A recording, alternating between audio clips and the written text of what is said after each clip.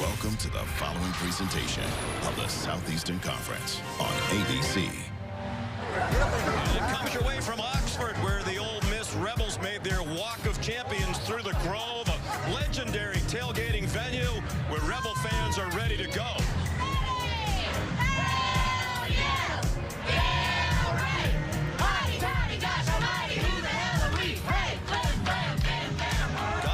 What they're saying about Lane Kiffin's team. They've made history on their way to a 4-0 start, led by Heisman Trophy candidate quarterback Jackson Dart. He'll face his toughest test of the season to date against Kentucky, and Deon Walker, literally a huge part of another outstanding Wildcat defense. This is the SEC on ABC. You're watching ESPN College Football on ABC, presented by Tums Gummy Bites. The Kentucky Wildcats today playing their first road game of the season, and the Ole Miss Rebels ranked number 6 in their SEC conference opener here at sold-out Vaught Hemingway Stadium. Sean McDonough along with Greg McElroy, delighted to have you with us. And Greg, the numbers being put up so far by the Rebs are eye-popping. They're averaging 55 points per game through the first 4. That leads the nation. They're tied with Texas for the best scoring defense in the country. Their point differential plus 198, highest in SEC history through 4 games of a season. And they're the first team in the history of this great conference to put up 600 yards or more of offense in 4 straight games. Not just the first 4, any 4. And it's being led by Jackson Dart, now in his 3rd year as a starter. He's really come along, and he has a terrific cast around him. Yeah, the progress he's made has been outrageous. Said in preparing for this game, they watched their game against Kentucky from 2022. They said it was kind of unrecognizable. I'm just such a better player today than he was 2 years ago. Very efficient and doing a tremendous job of distributing to, like what you said, an outstanding cast of wide receivers and running backs. And no offense to Furman, Middle Tennessee, Wake Forest, and Georgia Southern, but those are the opponents they've played so far. They know this will be a really tough test against the Kentucky team that's made defense the hallmark under Mark Stoops. They've been really good this year, and they've had some really close calls, but their defense has kept them in most games as a result of the playmakers they have really at all 3 levels. Deon Walker's their toughest player to play against because of just how big he is, and at 350 pounds, he can still rush the passer. But Zion Childress in the back end has really developed into a playmaker. They brought him closer to the line of scrimmage as a result. A lot of plays made in the backfield and in coverage. They've given up only 50 points through 4 games, and 31 of those were in one game, a loss to South Carolina. They're without their cornerback, Maxwell Hairston, today. ESPN's presentation of college football on ABC returns after this message and a word from our ABC stations. The block today, alternating sections, fans wearing red and blue. Temperature in the mid-60s under mostly cloudy skies. We had a very rainy day here on the fringe of the remnants of the hurricane yesterday. But it's a grass field. It's dry and ready to go. Kentucky won the toss and deferred, so Ole Miss will take the opening kickoff. Micah Davis is back deep. They are fired up here on the campus of Ole Miss. Off to a 4-0 start. Aiden LaRosse is the kickoff man. Kentucky 2-2 overall, 2 non-conference wins. They're 0-2 in conference against South Carolina and Georgia. Micah Davis got rocked as he crossed the 15-yard line. Blasted by Willie Rodriguez. A 15-yard return. And here's Molly McGrath. Well, Sean, Kentucky head coach Mark Stoops told us he found out just yesterday that their best corner, Maxwell Hairston, will not play in this game after re-aggravating a shoulder injury. Sean, back to you. We'll get more on that in a moment. Yes, Molly, we have a development. There was ruled a fumble on that play and recovered by Kentucky. Jackson Dart looking up to see a replay. He's in disbelief. There's the big hit by Rodriguez. A massive collision there, but it does look, as going to the ground, it appears as though Micah Davis still has control of the ball. Of course, every play is under review, and they're going to take a look at this one, but called a fumble on the field and immediate recovery by Kentucky. Jansen Dunn recovered the fumble. It's a Kentucky team that prides itself on physicality. And at least for now, the play is standing as called. Here's the referee, Wayne Winkler, and they are going to go to the replay official, David Allman. 5 seconds into the game. It was a massive collision. As Rodriguez running down at full speed, right shoulder right into the chin, and right there it looks like he's down, and the ball to me appears like it's still under firm control of Davis, the ball carrier. I would agree. Let's bring in our rules expert, longtime SEC referee Matt Austin. Matt, we're getting to you early, but I think this one's a little bit of a layup. It did look like he still had the ball when he hit the ground, did it not? Yes, Sean, it did. I agree with you and Greg. It does look like he still has the ball. What the replay official looks for is there separation from the ball in the hand before he hits the ground. In this case, I don't see it. I think it's going to be overturned to the runner being down.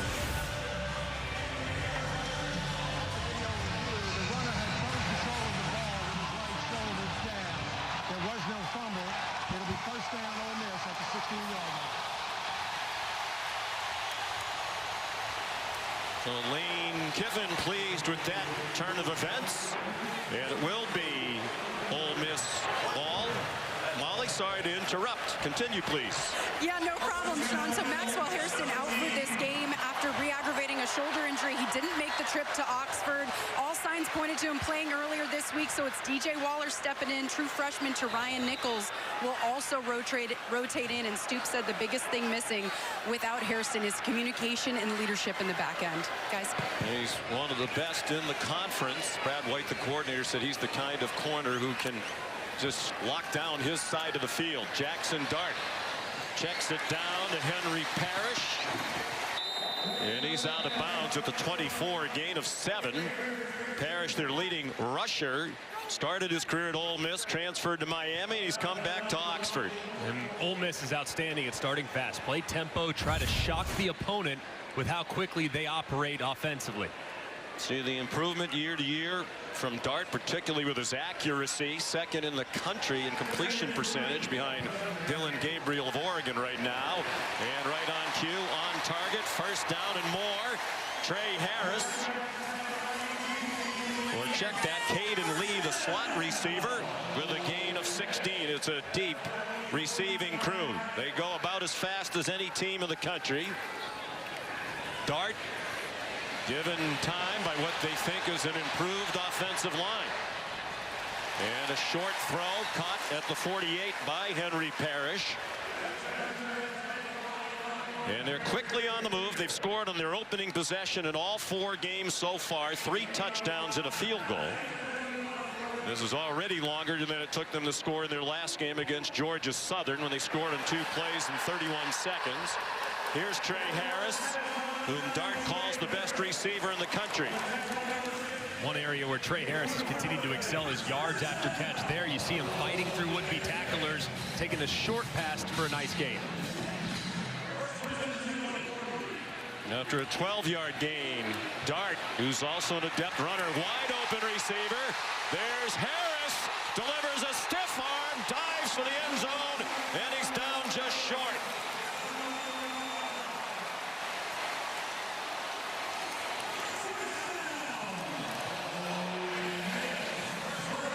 And already you can see some of the defenders, especially Keyshawn Silver, the nose, slow to get back into the play. He was offside as they snap the ball. There is a flag. Parrish has scored a touchdown if it stands. The offense was moving around there too, so Jackson Dart trying to hustle, not allow Kentucky to substitute. He might have had his guys moving as well. Offside defense. But the right side of the offensive line was still standing up. Offside defense was going to need to go at the snap. That penalty is declined. Results in play for touchdown.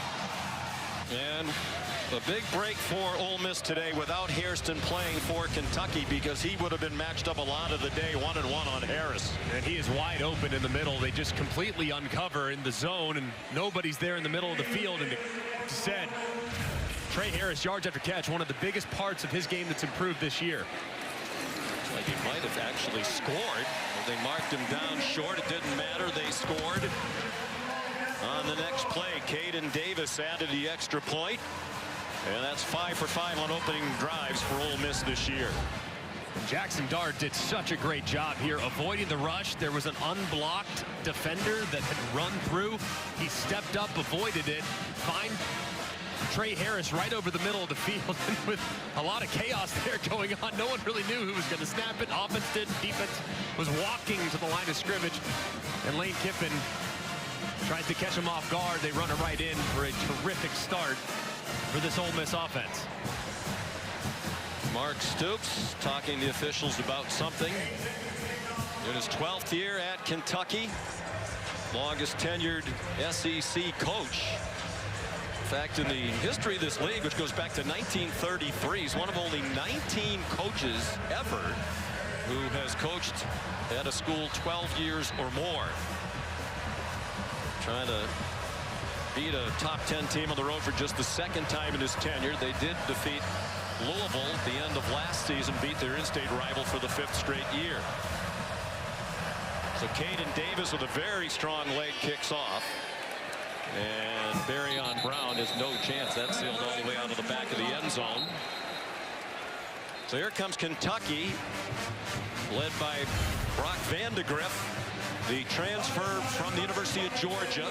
Grew up in Bogart, Georgia, short distance from Athens, small town. This is his first career road start. He backed up at Georgia for 3 years.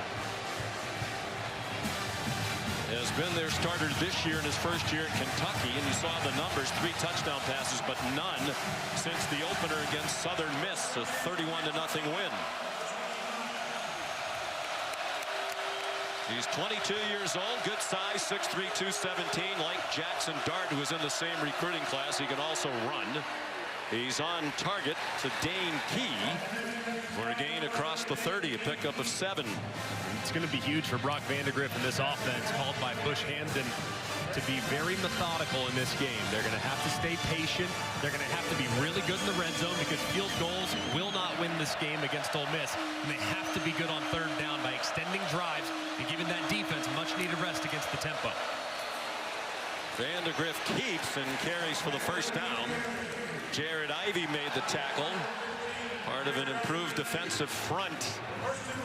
The biggest improvement, according to Lane Kiffin, and a reason why the Rebels believe they are national championship contenders now, is improvement on both lines, offensive and defensive lines. Bigger and stronger and more talented. Also deeper, too. They always had one guy, maybe 2, but now they believe they have 4 or 5 on both lines of scrimmage that can be impactful. Here comes an Ole Miss blitz. It's picked up. Vandagriff, plenty of time. A high throw and an incomplete pass. Off the hands of Dane Key, coming off the best game of his career in their win last week against Ohio. And this would have been a heck of a catch, but it looked like he had Jamarion Macklin, number 9, working across the field. I mean, he has the defender beat with a couple steps. If he is able to get it to Macklin on the move, that might turn into a big play. Instead, he goes to number 2, throws it high, and Key can't reel it in. He had 7 catches for 145 last week. Gavin Wimsatt in at quarterback. He played quite a bit last week in their win against the Bobcats. Transfer from Rutgers. They want to run the quarterbacks a lot today, so they're going to try to spread out the hits that they take. So we'll see Wimsatt and Vandagriff running the ball. Here's a 3rd down and 3 for Kentucky. With Demie Sumo-Karngbaye, the running back now. He's been their leading rusher.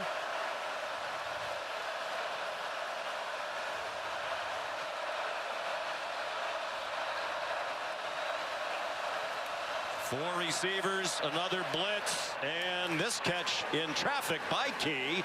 And he fights across midfield for a Wildcats first down, tackled by John Saunders Jr. after a gain of 8.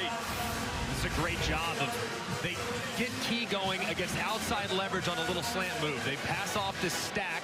He gets to work against the defender, Saunders, who's outside. He breaks inside. Well-timed throw by Vandagriff because the coverage is pretty decent. The strong Key reels it in for the conversion. Gavin Wimsatt back in at quarterback now. faked the option look to Sumo-Karngbaye, and he picked up a couple. He was the starting quarterback last year at Rutgers, but Greg Schiano told him after spring practice he was not going to be the starter this year, so he jumped in the transfer portal late and returned to his home state of Kentucky. He's from Owensboro. The staff likes him too. They say he's a great runner, electric with the ball in his hands. He's a better thrower than you realize. You don't fall asleep when he's in the backfield. He might throw it over your head. He's big as well, 6'3", 227 pounds. Vandagriff scampers out of bounds, chased out by Trey Amos, one of many talented transfers on this Ole Miss team. He came over from Alabama, has also played at Louisiana. They feel like Amos might be the most talented defender in the back seven, which is saying a lot. There's a lot of really good players, but they think he's just starting to scratch the surface of his potential. And here, 3rd down, 6+ territory, strong possibility. It's 4 down territory here for Kentucky. Got to be aggressive against Ole Miss. They know Ole Miss is going to score, so they said they would try to be aggressive, take some chances when appropriate. Vandagriff, very close to the 1st down. Chopped down by Jaden Kennedy. They're going to mark him about 1.5 feet short. And a decision for Mark Stoops. 4th down hasn't been kind to them. Since the beginning of last year, the worst percentage in FBS football. They line up quickly. Will they snap it? They do. Sumo-Karngbaye, 1st down. He is a tough runner at 6 feet 210. We saw that, Greg, in the game against Georgia when he ran inside all night with great effect against the Bulldogs. And he's a very decisive runner, extremely patient, does a great job of finding those soft spots along the defensive front. Exactly what Kentucky needs to do, control the ball. This will be the 10th play of the drive. This might be a double pass. Dane Key back to Vandagriff and a high throw. They had it. There is a flag down in the secondary back at the 20-yard line. But that was a good call by Bush Hamden, and it was there. Key's pass a little too high. The substitution, the defense had more than 11 players on the field at the snap. 5-yard penalty, replay 1st down. And penalties have been a problem for Ole Miss, 11 of them in each of the last 2 games. Lane Kiffin says that's one thing they need to clean up going forward. And in particular on defense, too. I mean, they've had a couple turnovers wiped out as a result of penalties defensively, and they've also allowed drives to extend. So Lane's made it a huge priority, and hopefully the defense will respond to the challenge. 1st down and 5. Another design run for Vandagriff out of the gun, a quarterback run, and a good one. Down to the 22, an 11-yard gain for Vandagriff. This has been a pretty nice answer here so far for Kentucky, but this is the part of the field where they've struggled so far this year. They have not been a great team in the red zone, scoring only 7 touchdowns on 13 drives, so have to be efficient as the field starts to condense. You can do that by running the football. They have not scored a touchdown in either of their 2 SEC games. They lost both at home, 31-6 to South Carolina and 13-12 against Georgia. Then ranked number 1 in the country. Wimsatt back in. Gavin Wimsatt breaking tackles. He has another 1st down to the 11-yard line. Sontaran Perkins made the stop, a gain of 11. And this is a good job off quarterback counter. Wimsatt sees it, reads it, and it's good flow over the top from right to left.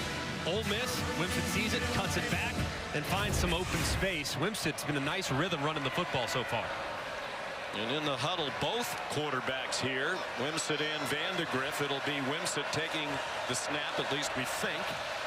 And Vandagriff, the starting quarterback, wide left. Wimsatt follows Sumo-Karngbaye, and he got blasted by Walter Nolan, the transfer from Texas A&M. A big reason why they think they're improved on the defensive line. This is a big-time play here by Walter Nolan. I mean, he starts on the left side of this offensive line and works his way all the way across to make the play. I mean, look at how many white jerseys he has to get through. He does, and makes the play at the line of scrimmage. But just what Kentucky was hoping for. A time-consuming drive, more than 6 minutes now. 13th play. Vandagriff given time again. Sends it out wide for Barion Brown. And he runs out of bounds inside the 10. Short game. They got 2.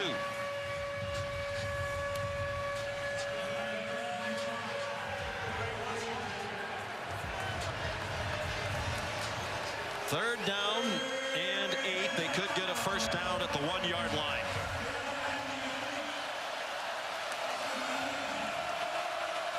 They line up in the pistol, and now they send Sumo-Karngbaye to the left. 4 receivers bunched over there. One up top. They try for the single coverage. A lot of hand fighting and an incomplete pass intended for Dane Key with Trey Amos in coverage. And Mark Stoops wanted a flag. He's way down at the 16-yard line hollering at the officials. Yeah, and they see the one-on-one. They shift to quads to the left. Pretty easy. You know exactly where the quarterback's going to go for it. Amos turns around initially, but I can understand the frustration there from Mark Stoops. It never looked like he really tried to make a play on the ball. He was really playing the receiver more so than the ball. So that one's right there. I really think that could have been a penalty. Well, he had a handful of jersey for a long time. Here's Alex Rayner. He's now made 13 in a row, extending his Kentucky consecutive field goal record. That one good from 27. A 15-play drive for the Cats. Alex Rayner continues to fill up the nets. Kentucky, as you said, Greg, needs touchdowns, not field goals in this game. But the good part of that for them, they used up more than half of the quarter. The drive was 7 minutes and 38 seconds. The quarterbacks rushed for 42 yards. Each carried 4 times. Vandagriff 22 yards rushing and Wimsatt 20. A wrinkle that worked very well. Ulysses Bennett is the deep man now for the kickoff from Aiden LaRosse. And it's a touchback. Lots of football fans around the country getting to know Jackson Dart. He was the Gatorade High School National Player of the Year at Corner Canyon in Utah in 2020. Threw for just under 5,000 yards. Started his college career at USC. 1 year there, mostly the backup to Keaton Slovis. Started 3. They had coaching changes there. He transferred to Ole Miss and has been a 3-year starter. 7-5 the first year, led them to a school record 11 wins last year, and they're 4-0 this year. Under duress immediately, and he dives forward for a 2-yard gain. Dion Walker applying the pressure there, but Jackson Dart just so much more comfortable in this offense. And Lane Kiffin said he's really improved as a thrower. He's one of the hardest workers on the team, definitely the leader, helps in recruiting, helps in all aspects of making this team better. Henry Parrish driven back by that salty Kentucky defense. That stop by Jamon Dumas Johnson, the transfer from Georgia. 2 more for Ole Miss. Henry Parrish Jr.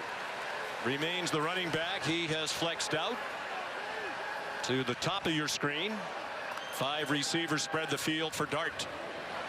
And he's going to go down back inside the 25. Octavius Oxendine, the senior from Radcliffe, Kentucky, with a 5-yard sack. And a great job twisting here along the defensive line. You see big number 0, Dion Walker, come out and pick Micah Pettis. And Oxendine slips right underneath inside of Bulow to drop Dart for the sack. Just a terrific drive there. That's only the second 3-and-out for Ole Miss all year. They had scored on 36 of 53 drives after their opening score today. Flag down on the punt. Just the 4th punt of the year, the 5th rather, by Fraser Mazin. Flag down on the catch as well. Signaled for a fair catch. The ball is dead where caught. By Jamori Macklin. There is a flag back at the line of scrimmage as well.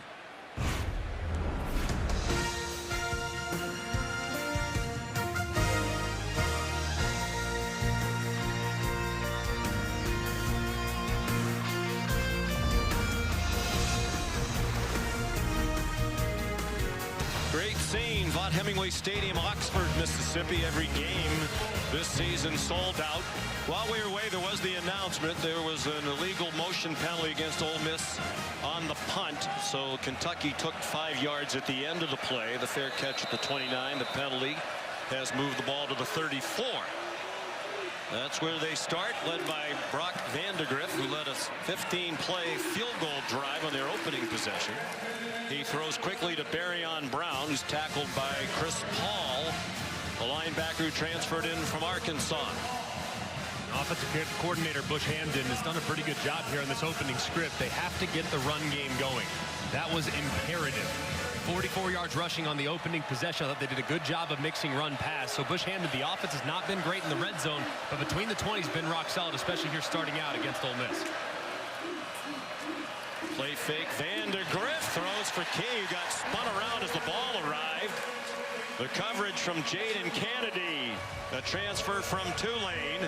They're playing without Lewis Moore in the back of that secondary today. But they feel like they have the depth to cover that.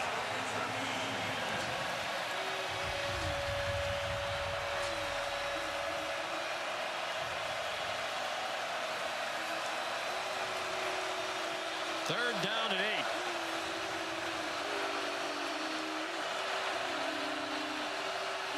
Jamari Macklin, the motion man, under duress and sacked. Vandagriff down. Jared Ivey first there.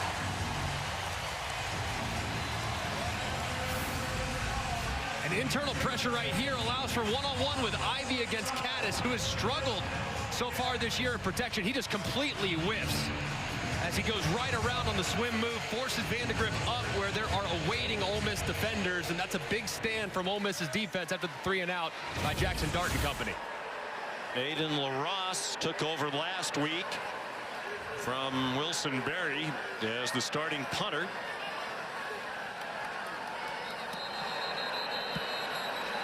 And a flag before the snap. LaRosse punted only 1 time last week. Offside. Defense number 32 made contact with an offensive player. 5-yard penalty. Still 4th down.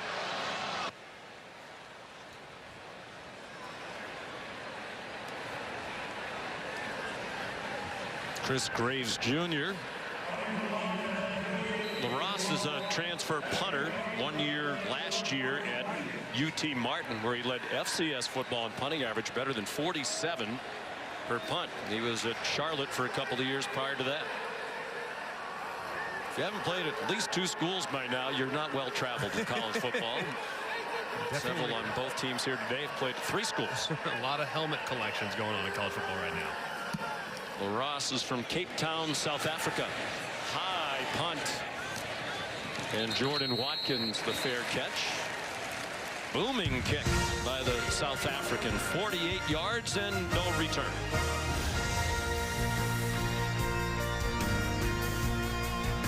Georgia 49-2 over its last 51 games, of both losses to Alabama, including last year's SEC title game that kept Georgia out of the playoff.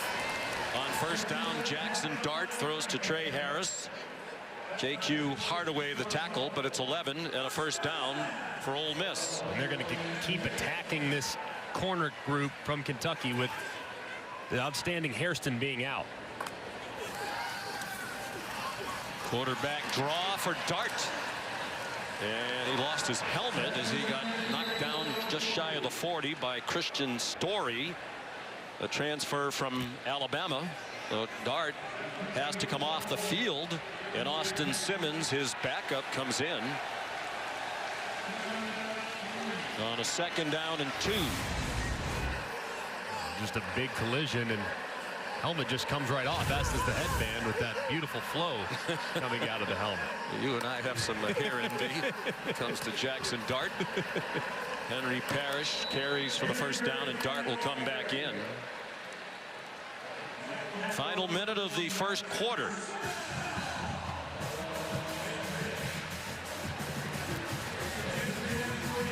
Dart, 21 years old, 6'2", 225, making his 30th career start at Ole Miss. They've won their last 7, dating back to last year. Play fake. Here comes the rush. Dart throws it away. Chased by Trayvon Ripka, who the coaches have singled out for excellent play through the first 4. There is a flag down.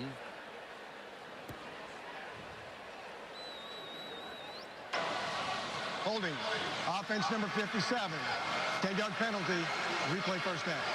Micah Pettis, the mammoth right tackle at 6'7", 350, a junior from Madison, Alabama. A big collision here along the right side of the offensive line as the defensive linemen all run up inside. They try to get a little twist, and he falls down, tries to save life. He grabs it right there. He grabs the right foot as the defender's trying to get outside, and a good call by the official. This defensive line for Kentucky's given this Ole Miss offensive line some problems here early. Dart, play action pass, going deep for Harris. He had a step in double coverage, but it was a little bit too long. Jordan Lovett and J.Q. Hardaway keeping their eyes on Harris, who came into today second in the nation in receiving yards and average receiving yards per game at 157. Just a couple of yards per game shy of Nick Nash of San Jose State. Harris off an 11-catch, 225-yard, 2-touchdown game against Georgia Southern. Dart pressured again. On the run, hoping for a block from his tight end Caden Prieskorn. And he's out of bounds at the 41, a 13-yard gain, but still well shy of the yard to gain. They need to get to the Kentucky 47. That's the end of the first quarter. Ole Miss leading Kentucky 7-3. Our presentation of college football on ABC will return after this message and a word from our ABC stations. Coach, you were pretty heated there with the officials. What was that about? It's between us and them.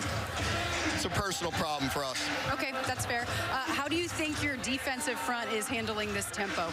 The defensive front is playing pretty good when we're set, when we have some urgency. We had some times to finish them, and we have to do that.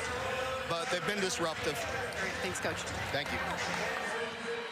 7-3 Ole Miss as we go to the second quarter. Sean McDonough, Greg McElroy, Molly McGrath, Matt Jones in at running back. The Rebels with 3rd down and 7. Just across their own 45. A blitz from Kentucky, and down goes Dart. They have brought consistent pressure, and it's Deon Walker. Lane Kiffin, Greg, yesterday marveled. There's Brad White, the defense coordinator, about what a terrific pass rusher Walker is for his size. And this is great. I mean, they get all the offensive linemen on islands. They blitz De'Eric up the middle to try to occupy the running back, and Walker is just waiting for Dart to escape. He locates him quickly and drops him for a big 3rd down stop. He is 6'8", 340. Told us some of his good footwork comes from being a basketball player in high school at Cass Tech in Detroit. Good punt by Fraser Mazin, the Australian. It bounced out of bounds at the 9-yard line, a 50-yard boot. Here's Molly. Sean, you talked about Deon Walker's love for basketball. He ran late for a phone call with us a couple weeks ago because he was playing basketball. He uses it as a source of conditioning, tries to play whenever he can, and he credits it for his quickness and footwork, especially when he hit a big growth spurt in high school. He was 6 foot his junior year, grew 5 to 6 inches that season alone, was playing basketball for his high school team, said that kept him agile and quick despite his growing frame, and that was his first love. He said he will continue to play in his free time because it keeps him in shape and light on his feet, guys. And Mel Kiper has him projected as a first-round pick. Gavin Wimsatt takes the first snap of this possession and fought hard to get a yard. J.J. Pegues made the stop. Speaking of big men, 325 in the middle of that defensive front. You'll also see him on offense in short yardage situations. And speaking of big guys that are light on their feet, when you have a guy that's a short yardage specialist, tight end, and defensive end, and defensive tackle, it's called a versatile player, Sean. It's going to be all over the place for the Rebs. Vandagriff back in at quarterback. He sent Sumo-Karngbaye in motion. Another design run for the QB. And he got knocked down by Chris Paul, nicknamed Pooh, who's immediately become a team leader on this defense. Coach Pete Golding, the coordinator, raving about him yesterday. Yeah, a lot of athleticism, a lot of great instincts. Showed up this spring. It's a little bit slow getting comfortable in this new scheme, but since really the last 2 weeks, really started to come on and starting to play his best football. Off a 10-tackle game against Georgia Southern. After a terrific opening drive, the last two have been a little stagnant, and that pass is incomplete, but a flag thrown. Intended for Jamari Macklin, and Jaden Kennedy had a hold of him. And the penalty problems continuing for Ole Miss. Pass interference, defense number 28. Automatic first down at the spotting foul. They had 11 penalties last week against Georgia Southern, and 8 of them were on the defense. This is the first pass interference they've called, but they've probably gotten away with a couple others. One in the end zone. It looked like that time felt like Kennedy kind of wrapped that right arm around prior to arriving, and that you see the shoulders turn, you see the reaction from the receiver, and that's what results in the flag. 5th penalty today. Lane Kiffin says we're going to be penalized. We're aggressive. It's the stupid penalties we need to get rid of. Demie Sumo-Karngbaye off the option, chased out of bounds by Isaiah Hamilton. Well, that's 14 more on the run for Kentucky out to their own 31. Creating explosive run plays has been a huge priority for this Kentucky group. They attack the end man on the line of scrimmage, get him to commit. That's Uman Mielen. And you have Sumo-Karngbaye out to the edge with a lot of open space. They have to continue to create big plays in the run game. Gavin Wimsatt back in the shotgun now. He gets pinballed around. After a gain of 2, he's knocked to the grass. Tyree Coleman made the tackle, part of a 3 linebacker rotation. They typically play with just 2 linebackers on the field at a time. I feel like that linebacker core is one of the biggest differences in their defense. They have 2 racers, but also 2 guys that can really communicate well in Daugherty and Paul. Coleman just making the rich richer. Jamarion Wilcox trying to get outside, and he reached the 35 before he got driven back by Kennedy. They think eventually Wilcox will be a consistent home run threat. He's really the only running back in their stable right now who can take it a long way. And a really good job, too, on the exterior by this defensive secondary. Isaiah Hamilton, the corner, great job leveraging the football there by Kennedy, and Hamilton comes up and makes the stop. 3rd down and 6. Early in the 2nd quarter.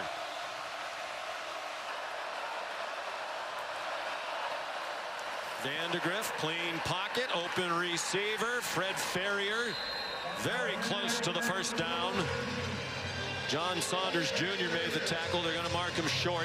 What would you do if you're Mark Stoops? I think in this style of game, defense has played pretty well. You got to keep the pedal pressed. Against some teams, sensing the game might be won with 20, 24 points. I don't think that's this type of game. I think you have to keep the offense. You have to continue to stay aggressive, and you got to go for it in this situation. 4th down and a foot. Stoops was criticized by some near the end of the Georgia game when he didn't go for a 4th down and 8 across midfield. They converted a 4th down on their opening drive. Vandagriff has the first down. I agree with you, Greg. You know, punting is not going to be good for your long-term health when you play Ole Miss. No. Kicking in general, punting, field goals, the only drives that you want when you're playing against an offense that has this much firepower are those extra points at the end of the drive. So got to stay aggressive, and at some point these safeties are taking off. They got to take a shot here to kind of keep that back end honest. They have Eli Cox, the veteran center, leader of that offensive front, and they get penetrated there. Sumo-Karngbaye dropped by Walter Nolan, one of the top high school recruits in the country a few years ago. Went to A&M. It didn't work out as well as they would like, and now he's here. Watch the quickness. I mean, engage with Dylan Ray, the left guard, was right around him. They're trying to read the end man on the line of scrimmage, but Nolan's the guy that's second to the inside. He makes the play in the backfield before they can even get a read. Great play by the D tackle. 2nd and 12. They've done a good job of avoiding long yardage situations today. Vandagriff on the design rollout on target to Dane Key with Isaiah Hamilton in coverage. They got 9. They'll need 3 more on 3rd down as we go under 9 minutes to play in the half. It's one thing that Bush Hamden's done a really good job of. This offensive line has not been great in protection this year. So moving the pocket's been a point of emphasis. They've done a pretty good job of it here these last few games, especially since that South Carolina game. So takes that 2nd and long, makes it 3rd and manageable. 10th play of this possession. Their opening drive went 15. Vandagriff stopped just across the line of scrimmage by Xavier Harris, the talented backup on that defensive front. And now with a long 2 to go, Mark Stoops is going to punt. You like that decision? Man, this is one where it's really close. If it's inside of 1, inside of 2, I think it's an absolute go-for-it situation. But when you get to 3 in the offensive line, the last couple snaps not playing so great, I can kind of understand why you might want to try to play a little field position here, given how your defense is playing. ESPN Analytics says this is a situation that you should go for it.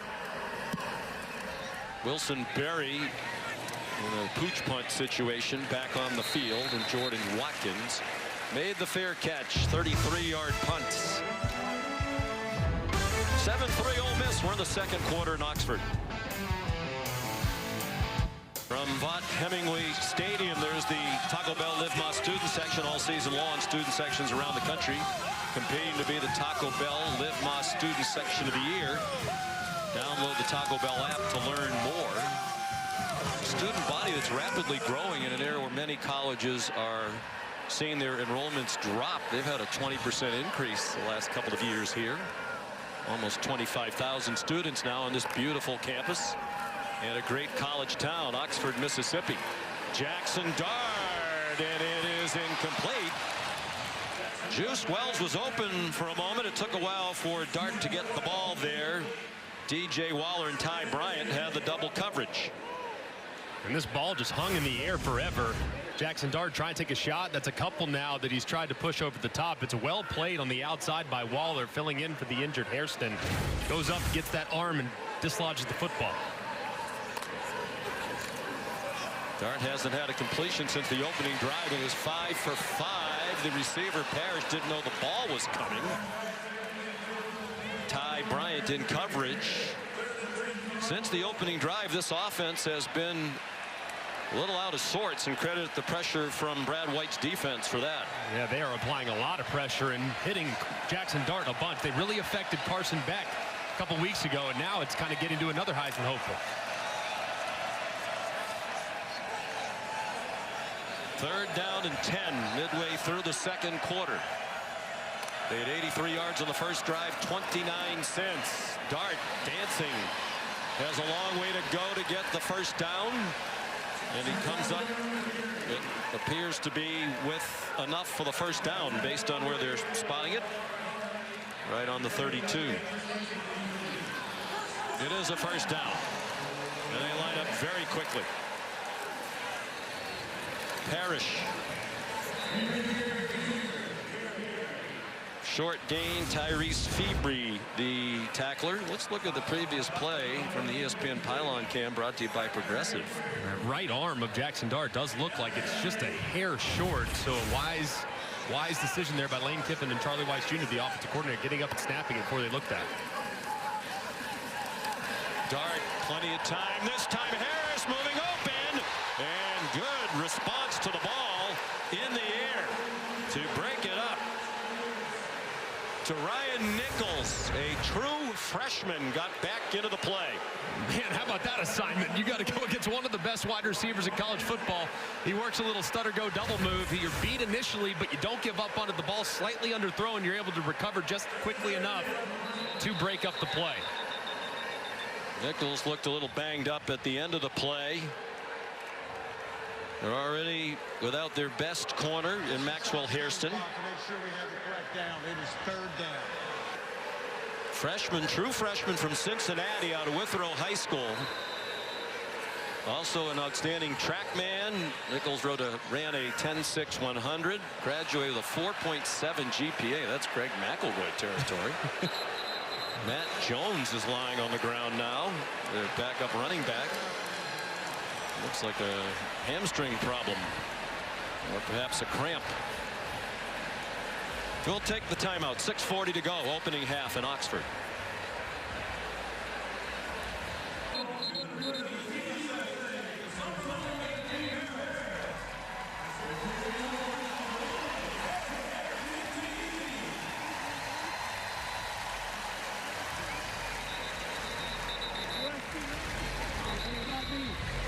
All right, Kevin, thank you. We're back. Matt Jones fortunately survived to walk off the field. Just a blatant fake injury, which we'll show you when we have a moment. 3rd down and 8. Henry Parrish Jr. back in at running back. Jackson Dart completed his first 6. He's 0 for 4 since. He's been under duress regularly.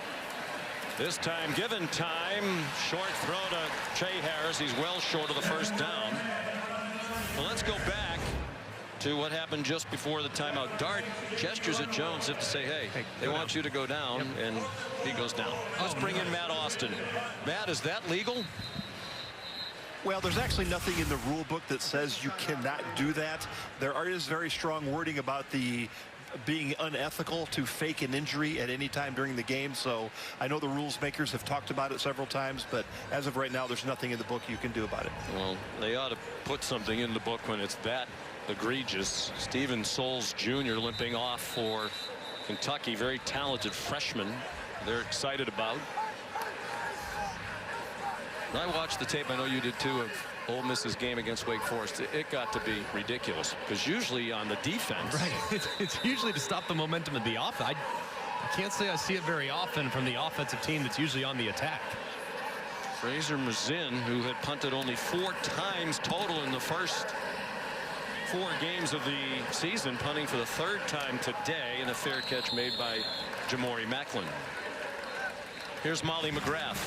Well, Sean, Kentucky corner Ryan Nichols went back to the locker room to be evaluated for a shoulder injury. He's done a great job covering Trey Harris in Max Hairston's absence, and I'm told he is questionable to return, guys. Just kind of lands awkwardly there, and that was a heck of a play by a true freshman. I mean, you're on an island, a double move against one of the best receivers in the country, and you somehow are able to recover and make the play, so hopefully he can return. The Dr. Pepper Championship Drive Game of the Week from Oxford, Mississippi, number 6 Ole Miss. 4-0 against 2-2 Kentucky. This is similar to the game played between these two teams here 2 years ago. A 3-point win by Ole Miss in a low-scoring game. Demie Sumo-Karngbaye across the 25-yard line. That one 2 years ago was a 22-19 Ole Miss victory. Got to feel great if you're Kentucky too. You weathered the early storm, gave up that initial touchdown, but now you've settled in on both sides of the ball, and you're really dominating time of possession 2-1. There are those numbers. Have to get yardage on first down. They did. Sumo-Karngbaye working hard to get a yard there. He was Demie Sumo when he started his career at NC State. He said he added Karngbaye, it's his mom's name, to honor her. From Willingboro, New Jersey, near Philadelphia. They're 1 out of 6 on 3rd down. They have converted a couple of 4th downs. 5 minutes to go in the half. Vandagriff fights for the first down. Design quarterback run against a 4-man rush. Good for 6.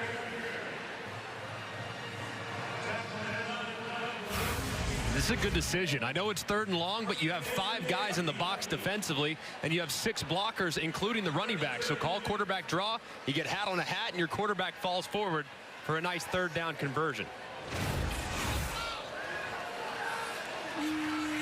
Similar game to when they played #1 Georgia back in Lexington on September 14th. Low scoring. The offense did some good things, but couldn't score touchdowns. In that game against the Dogs, they ran for 170 yards. A lot of people thought, well, the difference today is the Ole Miss, when they're on offense, you know, they're going to spread you out. Whereas when you play Georgia, you know it's going to be a game in the trenches, and that's the kind of game Mark Stoops' team likes to play. Yeah, they're very comfortable matching up in a heavyweight slugfest where you're just throwing haymakers at each other. But when you get into a track meet, that's advantage Ole Miss. So far, the pace of the game, the tempo of the game is favoring Kentucky, and these long time-consuming drives are disrupting the rhythm of the Ole Miss offense. Will they take a shot down the field eventually? Vandagriff zings one. Dane Key, first down across midfield. They have 3 wide receivers on their team with 1,000 career receiving yards, but Key's become the key lately. And this was a really nice route here by Key.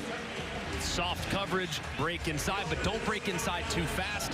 Against this zone coverage on the inside, the faster you run, the faster you might run into contact. He was under control, gave big target to Vandagriff, who threw a strike for a nice gain. 4 catches for Key. Down to 3 minutes to go in the half. Jamarion Wilcox. There's a flag thrown by the center judge in the offensive backfield. That's the kind of thing that's a drive killer if it's against Kentucky. Holding. Offense number 69. 10-yard penalty. Replay first down. Marcus Cox.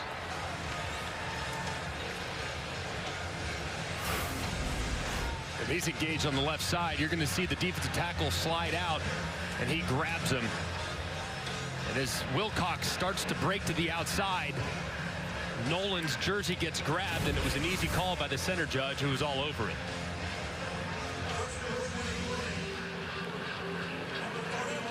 They don't get it in big chunks. Their longest play from scrimmage today is 15.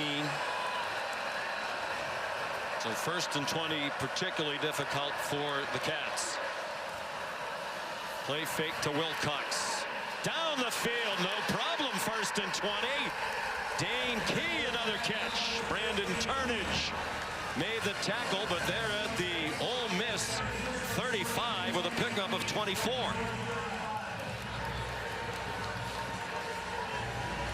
And the timing on that throw was just outstanding there from Vandagriff. You have a clear out, you got one-on-one on the outside, Key breaks inside, and it's another nice conversion. And they're in no hurry. They want to take this clock all the way down to halftime if they can. They had a good plan against Georgia. They put themselves in position to win. They couldn't quite pull it off. Lost by 1.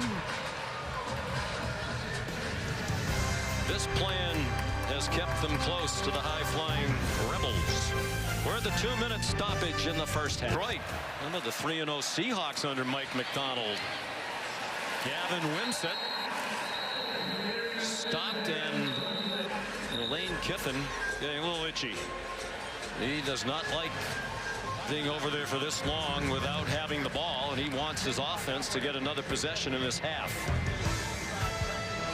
1:53 to go, first half. Low-scoring game here in Oxford.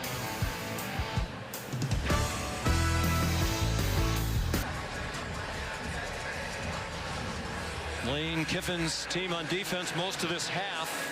He just used the timeout while on defense, trying to get that offense the ball back. 1:55 to go in the first half. Ole Miss leading 7-3. Coach Kiffin going for his 100th career win today in his 13th season as a head coach. His 5th here at Ole Miss. 2nd down and 10, the 8th play of this drive for Kentucky. They're at the Rebel 35. Brock Vandagriff over the middle, tried to get it to the tight end Josh Caddis, and it was broken up by Jaden Kennedy. offensive line struggled early in the year for Kentucky, particularly against South Carolina. They've been impressive today.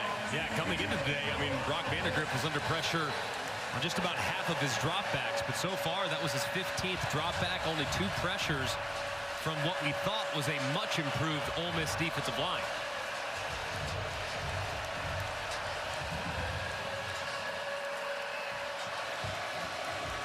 Third down and 10.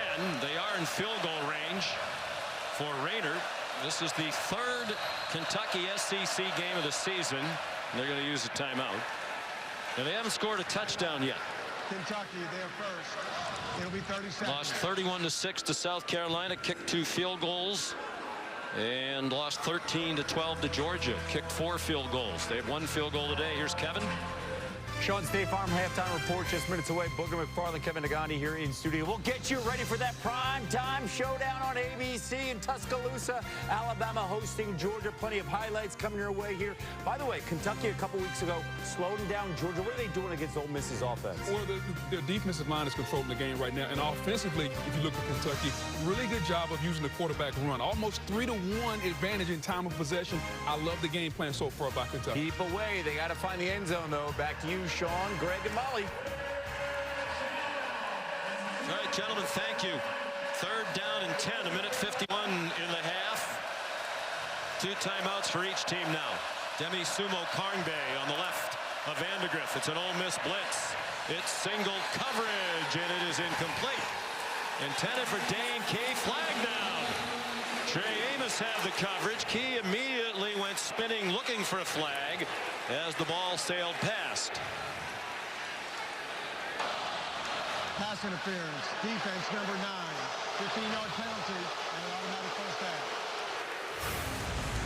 Amos got away with one a little bit earlier. This time they see the one-on-one. Amos locked in with Key. See the left hand is grabbing the jersey the whole way. I mean, I think the official sees it. Did look like a slight push off, but you look at how he's grabbing that right arm, and the official calls it. That's another drive that's been extended by an Ole Miss penalty. So just a huge mistake, but I think an accurate call. So many of these penalties on the defense. 2 today, 8 last week. Huge break for Kentucky. Jamarion Wilcox broke free from a couple of tackles and goes down inside the 15. Xavier Harris missed the tackle. Walter Nolan managed to get the redshirt freshman Wilcox on the grass. And Ole Miss uses its 2nd timeout.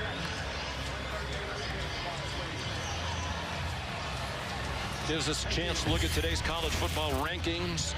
Brought to you by Prudential, Texas, taking on Mississippi State and Austin. Of course, the big game tonight is Georgia at Alabama. You're going to hop in the car, make the drive back to Tuscaloosa to watch your alma mater. Who do you like in that one? I think it's going to be an incredible game. And the one thing I love about that matchup is it's never really that much. Well, this group has one significant advantage over it. They match up so well against each other. They're really kind of built to beat each other. I lean Bama. I think quarterback run game is going to be the difference in the game. Jalen Milroe with Kalen DeBoer, him coming in, really been so much of a factor in getting him out on the perimeter and using his legs a la Lamar Jackson style. And I think that, coupled with some big plays downfield, gives the Tide a slight edge. Milroe runs like you did. Put it this way, perimeter run game would not have been a strength. Bouncing outside, Sumo-Karngbaye hoping for a block, and he got it. And he's out of bounds at the, where are they going to mark it? Just inside the 5, it appears. John Saunders Jr. made the tackle. But a gain of 10. And Kentucky lining up quickly. It was Trey Amos who was blocked by Dane Key on the perimeter. Clock stopped with the ball going out of bounds. This will be the 11th play of the drive. I think Mark Stoops is trying to argue with the official that made the call, stopping the clock, that he used to actually tackled inbounds, try to take a little more time off this clock. Yeah, I think he'd ideally like to score on 3rd down. They fake the reverse action. Wilcox dropped for a loss by Xavier Harris, and Lane Kiffin, determined to get that offense back out there, is going to use his last timeout.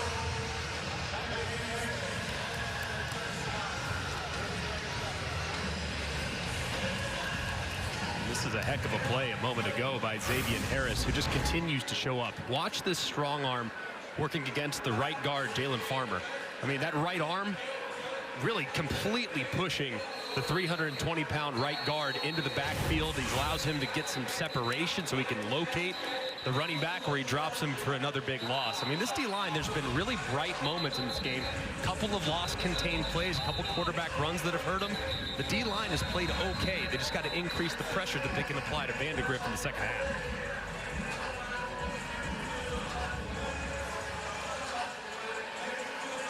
For the most part, Kentucky's done a nice job neutralizing what Ole Miss thought was a much improved defensive line. Would you be a little concerned if you're a Rebel fan about the defensive line based on this? Yeah, I think a little bit for sure. I'm a little more concerned if I'm Ole Miss about the offensive line and their inability to protect their quarterback against these Wildcat defensive linemen. Wimsatt will take the shotgun snap. He is stacked up and driven back. Princely Umanmielen and Trey Washington.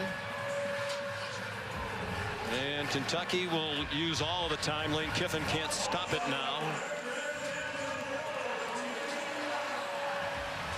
And Greg, this feels like it needs to be a touchdown if you're Kentucky, and it's going to be hard for them to do from the 10. Yeah, and to go backwards on first and second down with simple inside run is really demoralizing. But you now are going to be able to take it down to about 40 seconds before you call timeout. They're going to take the play clock all the way down here and use their timeout. Yep. And that'll give him a chance to kind of think about, for a little bit more time, what the best play is in this situation. But I agree with you. I mean, drive has to absolutely end in points, so don't throw it into traffic. But, man, it's going to feel like a huge win for Ole Miss's defense if they can go to the half, having just less than 8 minutes of time of possession here in the first half, still with the lead. Well, they have to find a way to get off the field. Pete Golding is the defensive coordinator. Really pleased with the way the defense has played, but he knew this would be a different test against this Kentucky team today. You know, the plan, like the Georgia game, Greg, it feels like they're executing it to perfection, but to be perfection, it needs touchdowns at some point.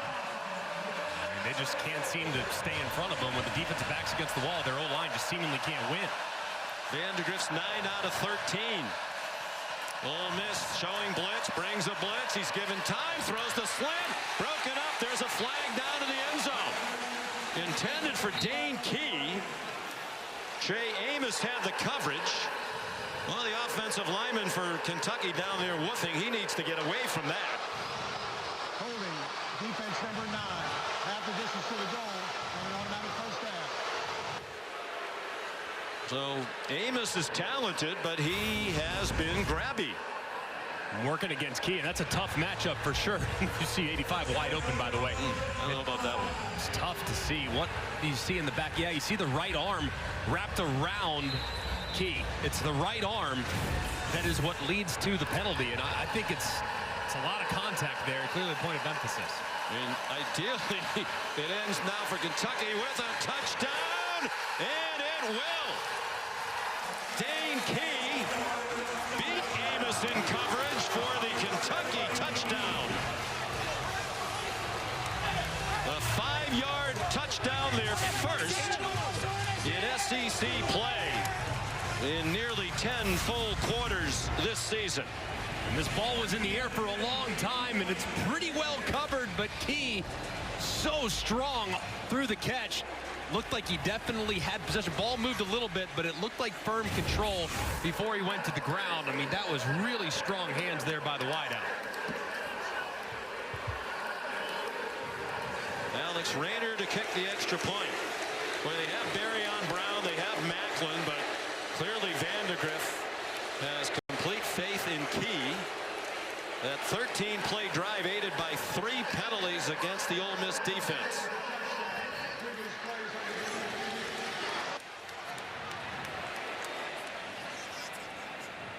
Well, I guess to your point, they want to make sure he completed the catch.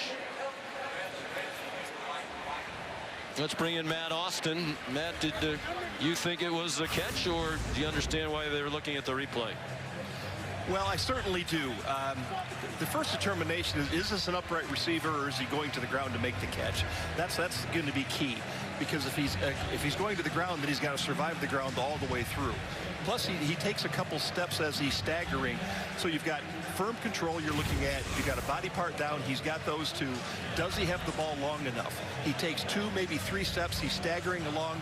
In my opinion, he's got the ball long enough to be a catch. It doesn't matter that the ball moved when it hit the ground. If they determine he's going to the ground to make the catch, the ball does definitely move after it hits, which would make that an incomplete pass. Okay, let's look at it again, Matt. So here's your point, right? He has possession of the ball, 1 foot down, 2 foot down, 3 feet down. Exactly.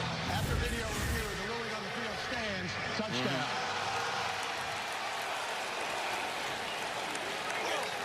For Dane Key. With all the catches, that's his first touchdown catch of the season. Of course, they hadn't thrown a touchdown pass since the opening game of the year. He's a junior from Lexington. Frederick Douglass High School, from a Wildcat family. His dad, Dante, played defense at Kentucky in the early and mid-90s. Alex Rayner for the extra point. And it is 10-7 Cats. Dane Key and Brock Vandagriff will get their name in the paper, but you got to give some love to the running back, Demie Sumo-Karngbaye. Watch this block that he initiates against Jared Ivey. I mean, just full play action, forces Vandagriff to move just a little bit. Man, that was a great block by the running back. It's been kind of the running game all throughout the first half. Sumo-Karngbaye, though, being a great teammate, making a great block, giving his quarterback enough time to secure a nice, clean throwing lane, and a great catch on the other side by Dane Key. We talked to Demie Sumo-Karngbaye during the week. He said he was primarily a defensive player in high school, and he said, I miss it. I miss the physicality. And he brings that physicality to the offense, both with the way he runs and with the way he blocks. And when he was talking about all the positions he played in high school, he named pretty much every position. And we said, well, you weren't the long snapper and you didn't punt. He said, well, yes, I did those too, and I was a really good long snapper. So as far as we could tell, at one time or another, he's played every position you can play on a football field. Yeah, he's a great player and played some slot receiver last year when they needed him. I mean, what a great addition from NC State a couple years ago. And in the absence of Chip Trainum, who they thought was going to be their bell cow back, he has really stepped up into a very important role for the Cats offense. They were hoping to have Trainum back today. Transfer from Ohio State, broke a hand in the preseason. The kickoff by LaRosse is another touchback. He had some pins taken out about a week ago. His hand started to swell. He was having a hard time gripping the ball. So not this week for Trainum, but soon they hope. Well, how do you play it now if you're Ole Miss? No timeouts, starting from your own 25. Explosiveness all over the place, at least usually, not so much today. Yeah, I mean, if I'm Lane Kiffin, gas pedal pressed. I mean, I think that with 27 seconds, you got to be mindful of clock situations, know where the sideline is, have to get first downs because you have no timeouts. But I would absolutely try to steal some points. Really trust your quarterback here, Jackson Dart, to make great decisions, because the only thing that absolutely crushes you here is a turnover that leads to Kentucky points. They've had the ball for fewer than 8 minutes. Delay of game. Wow. Offense. 5-yard penalty. Still first down. Well, for as high-flying and historic as the first 4 games were, this has been exactly the opposite. For Ole Miss, looked like it was going to be a continuation with the way it started on their opening drive.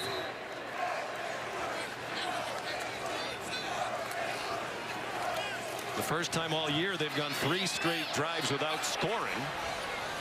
And Dart forced to run out of bounds. There's Charlie Weiss Jr., the offensive coordinator who calls the plays.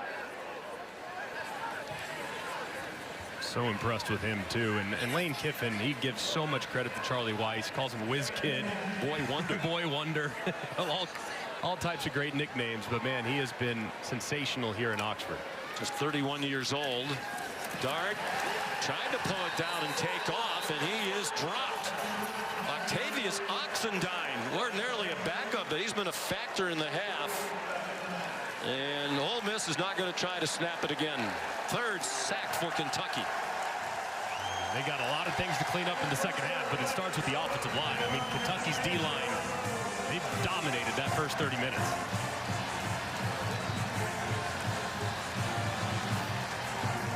Here's Molly with Lane Kiffin. Coach, Kentucky's winning the time of possession, crucial penalties, keeping drives alive. How does your defense get them off the field? Well, part of that's been ourselves. We've had 3 third-down defensive holding or pass interference on 3rd or 4th down, 3 of them that kept their drives alive. So we got to do much better a job after the first drive on offense of being consistent. And we're in the type of game that we've been in with these guys before. You saw that sack to end the half. What's their defensive front doing to challenge you? They do a good job. They're really good. Like I said all week, these guys got really good players, and we got to do a better job. And we've taken some shots and missed them deep, and so we're going to have to make those and be more consistent. All right, thanks, Coach. All right, guys. Just the second time under Kiffin, trailing at home at the half. Number 5, Florida, in Lane's debut as the Ole Miss coach. They lost that game. We're at halftime. The State Farm halftime report after this message and word from our ABC stations. Sonic drive-in recap. Big surprise to the Rebels fans. They're down 10-7 at the half. A team that had put up 600 yards plus of offense in each of the first 4 games. Held to 129 in that first half and barely on the field. Great plan by Kentucky. Yeah, excellent plan. And I mean, their offense, while it hasn't necessarily been crazy productive itself, the keep away and the extending of drives by way of Ole Miss penalties been significant. But I think offensively for Ole Miss, man, they haven't blocked them. I mean, the defensive line of Kentucky has been extremely disruptive. They've forced Jackson Dart out of the pocket, have stopped the run when they've had the opportunity. So it's been very tough sledding for the Rebels here in the first 30 minutes. Here's Molly McGrath. Well, at the half, Kentucky head coach Mark Stoops was most pleased with their defensive front. He said they're playing really disruptive, very aggressive, and we're changing things up on them, making the right kinds of adjustments to keep them guessing. But he stressed the importance of controlling this game and continuing to control it on offense. He said, I know it's going to be hard to control the time of possession. They're going to make adjustments, but we have to continue to attack, be aggressive with our play calling, and he needs his receivers to win some more of those one-on-ones on the outside. So an overall aggressive attack from Kentucky in this second half. Caden Davis's kickoff for Ole Miss, a touchback. So here's Brock Vandagriff operating with a 10-7 lead. And it comes out with a play-action pass. Again, plenty of time and a very short completion to Jamarion Macklin, tackled immediately by Trey Washington. A gain of 2 for the transfer from North Texas, where he spent the last 2 years after 2 at Missouri. One thing that Ole Miss also needs to do here in the second half is just continue to ramp up the pressure. They really weren't able to disrupt the rhythm of the passing game at all. Their great pass rushers really didn't have many opportunities, so they got to increase that and put a little more pressure on Vandagriff. Demie Sumo-Karngbaye runs across the 30. It'll be 3rd down and 4. Walter Nolan made the tackle. 2 most featured ball carriers in that first half were the quarterbacks, Vandagriff and Wimsatt. Vandagriff carried 9 times, Wimsatt 8. And that rush for Sumo-Karngbaye, his 7th. Wimsatt on the sideline on this 3rd down. And a long 4. The sellout crowd trying to get engaged. Vandagriff 11 out of 15 passing for 86. Forced to step away, and he's taken down from behind. Princely Umanmielen, the transfer from the University of Florida, with the 2nd Rebel sack. And he just works right around the right tackle, Gerald Mincy. Very few pressures on Vandagriff there in the first half. This time Umanmielen works around it, gets underneath, and drops Vandagriff as he tries to break contain. That's a great start for the Ole Miss defense. They were teammates at the University of Florida. Mincy, the Kentucky right tackle, and Umanmielen, the defensive end for Ole Miss. Aiden LaRosse to punt. Punted just once in the first half. Short one and a fair catch made by Jordan Watkins. 38-yard punt.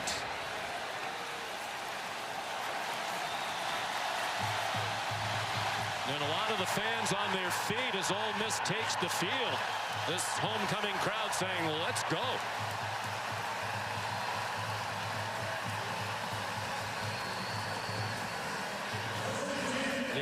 43 yards on the first drive. Had just 46 the rest of the half. They ran 23 plays, the fewest in a first half ever under Lane Kiffin here at Ole Miss. And a rough start as Trayvon Ribka deflected the pass, and it falls incomplete off the hands of Juice Wells. And a big story too has been the corner play of Kentucky. Without Maxwell Hairston, their all-conference performer, and the guys in his absence have really stepped up. They do play some zone, a lot of zone. Breaking a tackle, Parrish, and he rumbles across the 50-yard line with an Ole Miss first down. That's 11 on the ground for the senior from Goulds, Florida.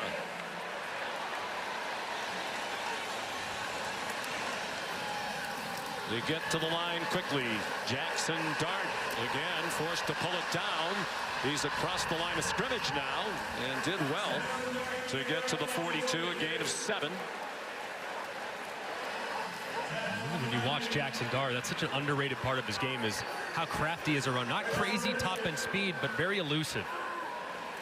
Completed his first 6. He's 1 for 6 since. Parrish another first down. De'Eric Jackson made the tackle. They get to the line very quickly.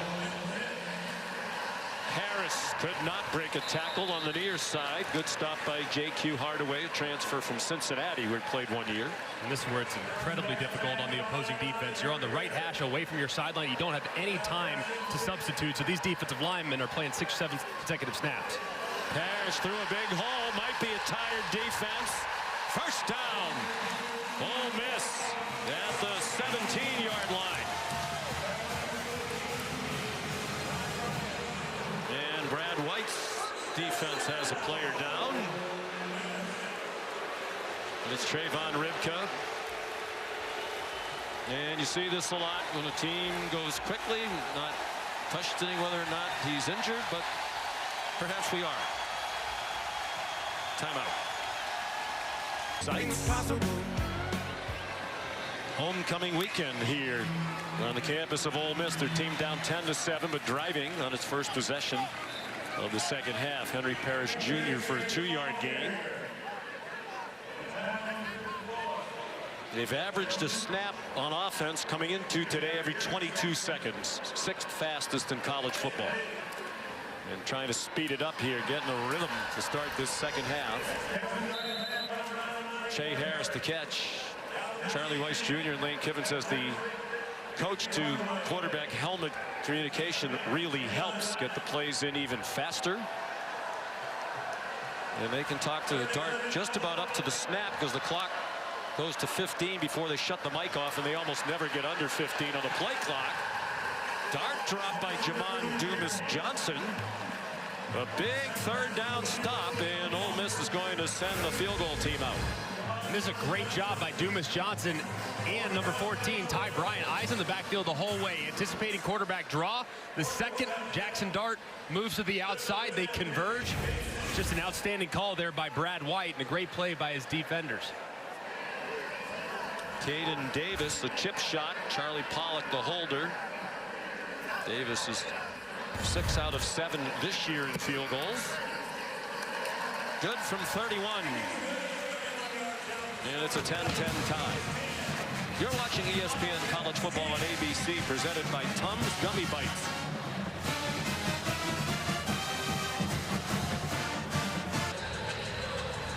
Molly won't be happy to see that Boston College score down at home to Western Kentucky without Thomas Castellanos, their outstanding quarterback. Caden Davis, very likely a touchback. 84% of his kickoffs touchback since he's been at Ole Miss. Time for Built for Success, presented by Ram Trucks. It's been a really good plan so far from Bush Hamden. Moving the pocket for Brock Vandagriff, neutralizing the pass rush, finding some one-on-ones, accurate throw from his quarterback. Also utilizing quarterback run on 3rd and 3. They have 5 guys in the box. You have 6 blockers, quarterback run, nice conversion. Mixing a little play action when you get down low in the red zone. Nice block by Demie Sumo-Karngbaye. You need your strongest wide receiver and a one-on-one work in the back line of the end zone and an accurate throw for Vandagriff. It's been a really nice plan so far. Now it's just about creating some explosive plays and tying the run together. Play action pass, Vandagriff to Dane Key in stride. And he's out of bounds at the 46-yard line. Nice play to start the drive for 21 yards. Called by Bush Hamden, first-year offensive coordinator. Really like that design, too. They have one guy in the flat, which Ole Miss grabbed it immediately, and you had the trail guy in Key, who had plenty of space. Hamden was the OC last year at Boise State, his alma mater. He's 38 years old. Fifth different offensive coordinator in 5 years for Kentucky. Jamarion Wilcox. Tough run. He delivered a hit at the end of the run as he collided with T.J. Daugherty and John Saunders. And a great job by the left side of the offensive line here, in particular the left guard, number 73, Dylan Ray, who pancakes Walter Nolan trying to work to the outside, drops him, and it's a nice cutback by Wilcox, who's just so quick through the hole. And Dylan Ray playing left guard today. They were hoping to get Jagger Burton back. He's been their starter the last couple of years. He's been out the last couple of weeks. Wilcox just inside the 35 for a gain of 2. Wilcox, too, is a guy that they're going to continue to give more to. Demie Sumo-Karngbaye is excellent, but he's not the home run hitter. Coming into the day, Jamarion Wilcox had just 19 carries, and 5 of those carries went for 10-plus yards. So he's got that home run hitting potential, so you can expect the young player to continue to get more and more as the season progresses. Their long run for the entire season is 24 yards. They just don't have a home run hitter. They are hoping Wilcox will become that. Sumo-Karngbaye back in, fakes everywhere. That took too long, and Vandagriff is dumped. Jared Ivey, the 3rd sack of the day for Ole Miss, and a big one.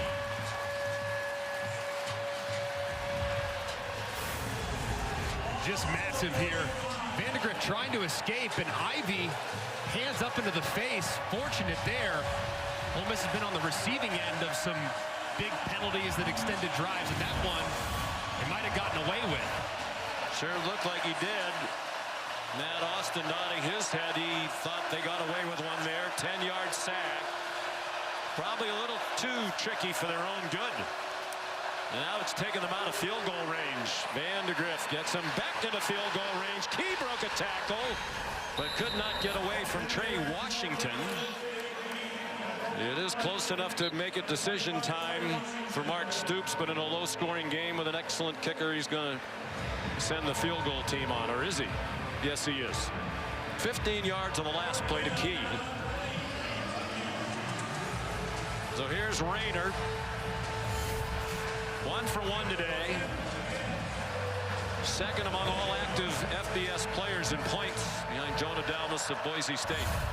5th year as a kicker, 3 at Georgia Southern, and 2 here at Kentucky.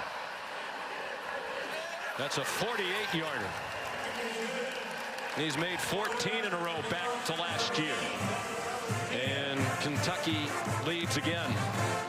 6.5 to go, 3rd quarter, 13-10 Cats.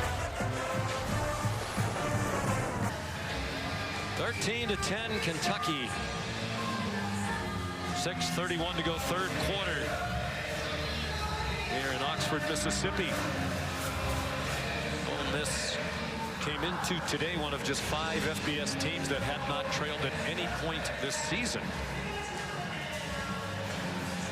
Army, Indiana, Tennessee, and Texas the others. They're behind now as they were at halftime.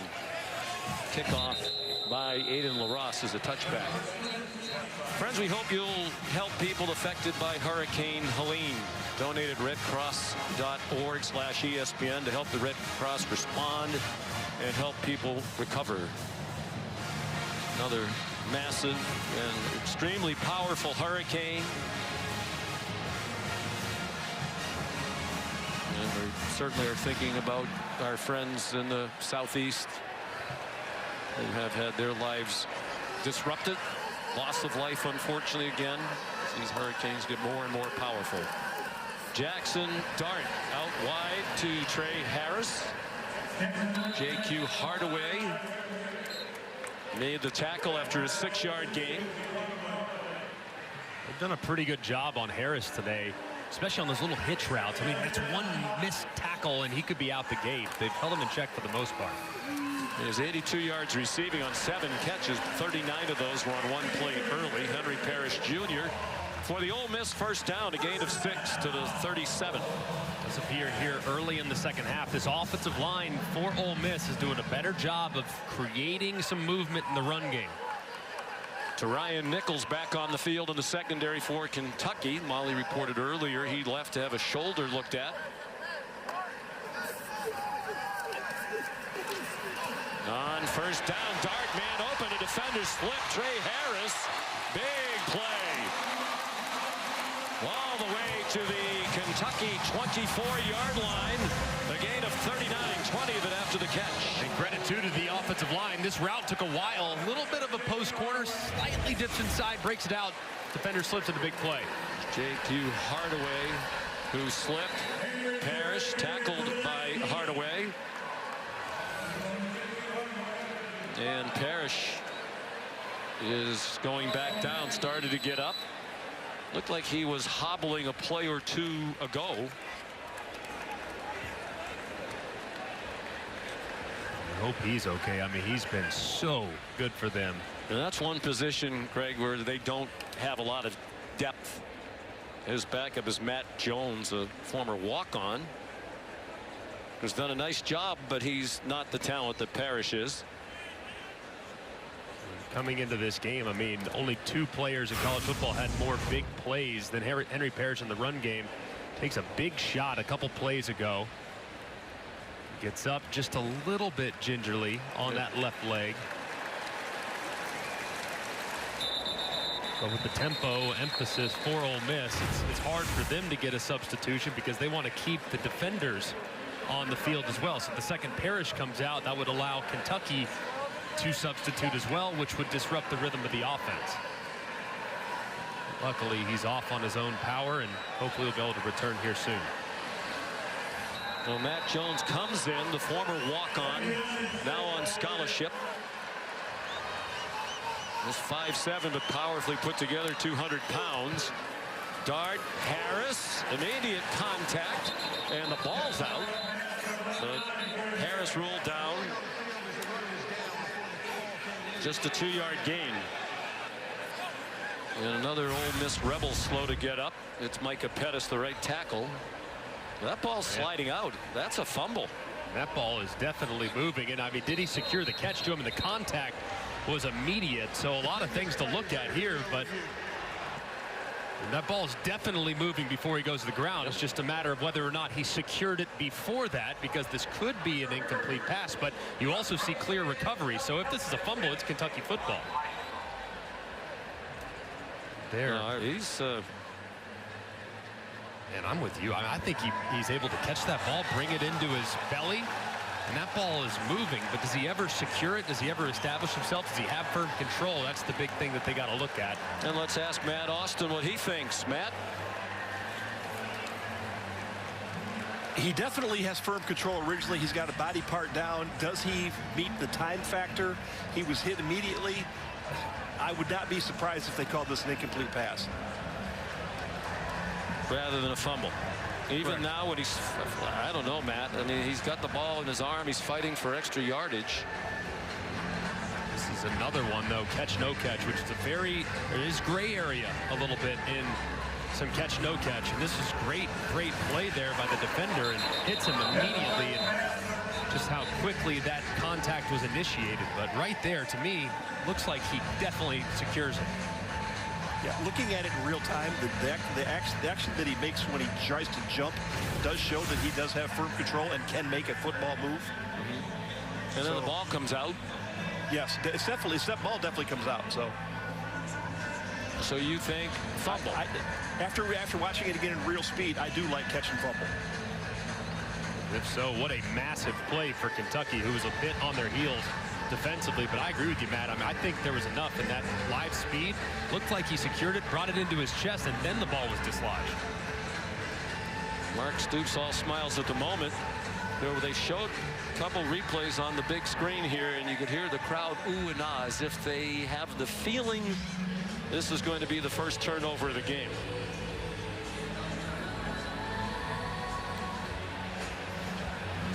it's a fumble, Mark Stoops said. He could read his lips.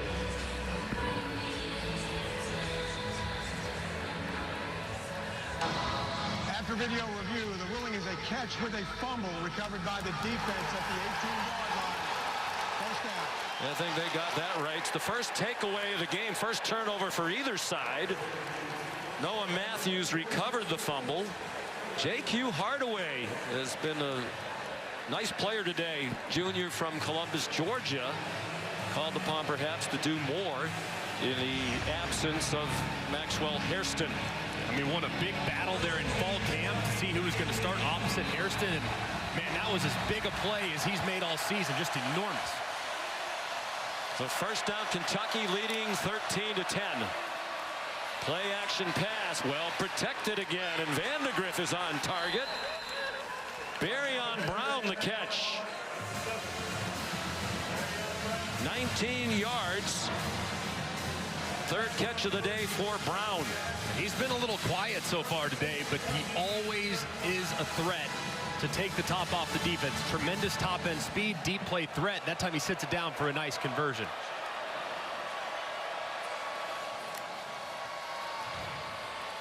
Option pass. Pegues trying to run down Sumo-Karngbaye, and he did with help from John Saunders. Well, the pass protection so much better than we've seen from Kentucky, particularly against South Carolina with those great defensive ends. But I think it goes to what Bush Hamden says. You know, if you can run, you can set up the play action pass. And that's what they've been able to do today. And quarterback run too, Sean. I mean, if you know the quarterback's a threat to take off, if you over pursue in your pass rush, that could be significant as well. So Vandagriff's legs helping the protection as well. They've gotten a little bit away from the design quarterback runs, it seems, that were so good for them early, with both Vandagriff and Wimsatt. Oh, the receiver was falling down. Josh Caddis was open. You know, we've seen 3 Kentucky games in person now. Josh Caddis needs to give them more as a blocker and as a receiver. Yeah, especially in pass protection too. I mean, he's a veteran guy that has played a lot of football. They had high hopes for him coming in. But man, it has been a really, really uneven start to the season for a tight end that had high hopes and, according to some, was preseason all-SEC consideration. That's a big drop. He was falling down. Guess he needs to learn that technique from Xavier Restrepo. To see that catch for Miami last night. Vandagriff in trouble and swung down. Suntaran Perkins the sack.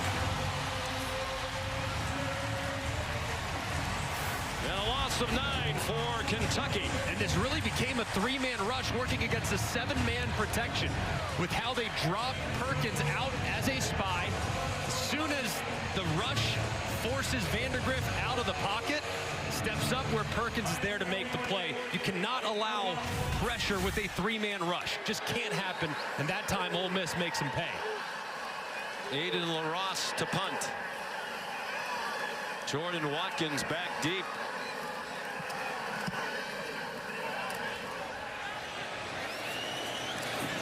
Returnable from the 36.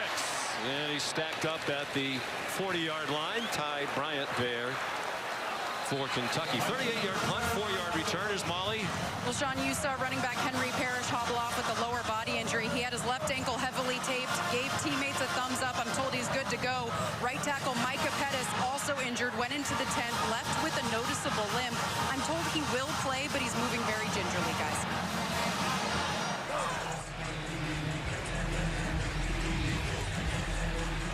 So good starting field position for Ole Miss.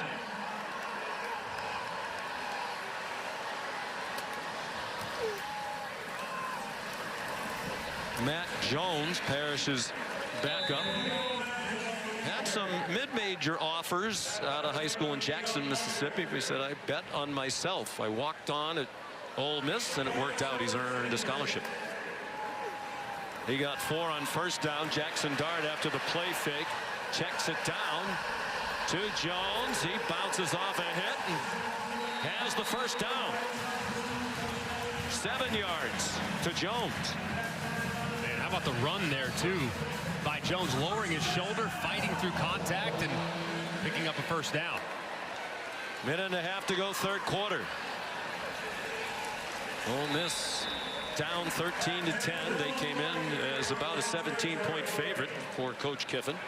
This is such a tough spot for the defense, too. You have right hash, so you're far away from your own sideline. Can't get a substitution. Ole Miss won't substitute. They'll do whatever they have to do to keep it on this side of the field so Kentucky can't get fresh players on. Yeah, some hands on hips up front. They tried to send a blitz. Harris spinning around, couldn't catch it.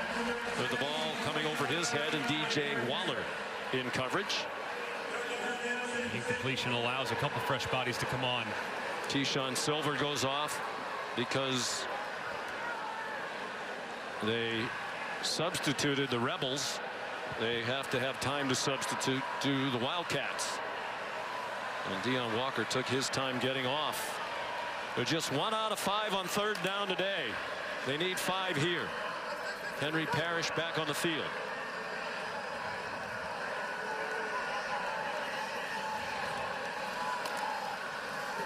Very rare they take the play clock that far down, and a big play by De'Aaron Jackson, dumping Parrish for a loss.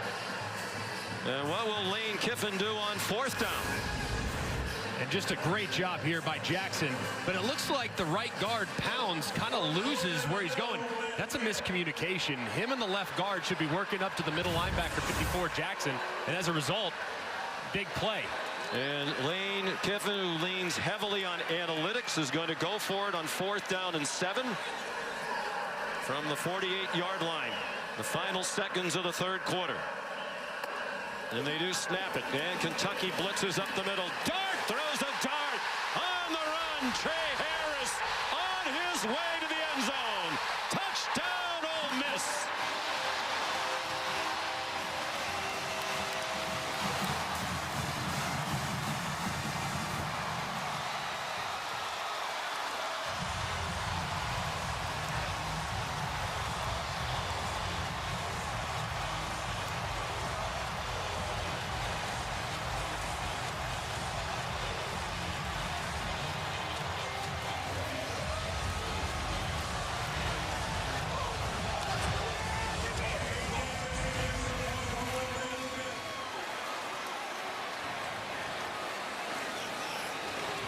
Ole Miss back on top. Here's a big extra point to give them a 4-point lead.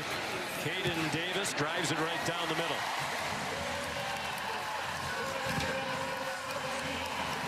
An outstanding execution by Ole Miss. Kentucky opts for pressure. Their running back, Henry Parrish, goes right up and stones the pressure. Great protection, allowing the route, which takes a little bit of time to develop.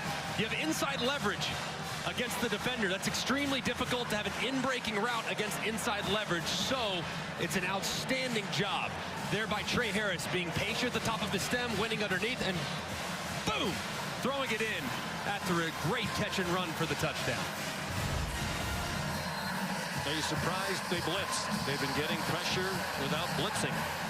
Not surprised they blitzed, because they did that a little earlier and disrupted some of the rhythm, but the coverage that time, to have inside leverage to get beat inside, that's tough. That's tough to explain as a defensive back. So just a better route's going to beat great coverage every single time, but the catch and run was outstanding by Harris.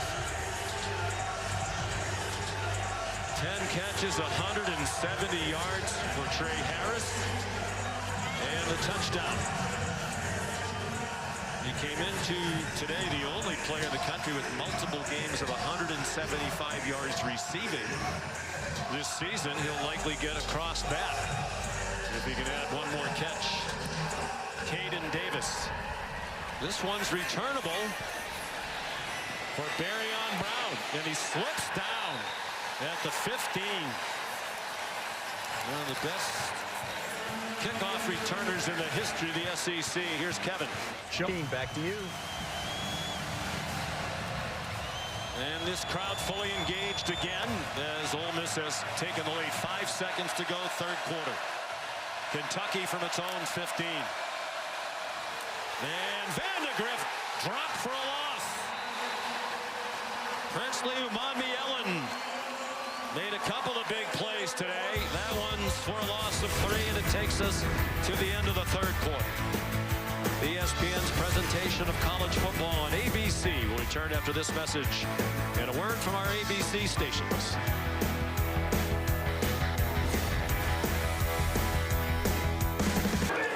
Coach, a huge touchdown on 4th and 7 gave your team and this stadium some life. How do you hold on to that momentum in the fourth quarter? The players came through and that, you know, that was good momentum there because we went down to the red zone twice, got a field goal and then a turnover. So it was good. Our defense got to stop. Momentum's changing. Now we got to finish these guys off. All right, thanks, Coach. All right, let's go.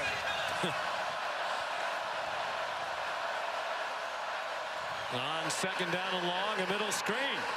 It's the tight end, Willie Rodriguez, off and running. And a first down that quiets this crowd out to the 38-yard line. That's the first career catch for the freshman from Taylor Mill, Kentucky. Absolutely love that design. A play they ran earlier, similar design where they rolled Vandagriff out to the right and hit a guy in the flat. Then they throw it back on the middle screen. There's plenty of room to work for Rodriguez. Brock Vandagriff, 15 out of 20 for 165. Deep handoff. Wilkins trying to get outside, and he could not. Swung down by Jared Ivey. It was Chris Paul who wouldn't let him get outside. Better known as Pooh Paul. Great play there by Paul. What an addition from Arkansas. I mean, to have a guy that's played at a high level in this conference, tremendous speed, recognition right there to make a play at the line of scrimmage. Yes, and where'd you get the nickname Pooh? He said, both my parents are nicknamed Pooh.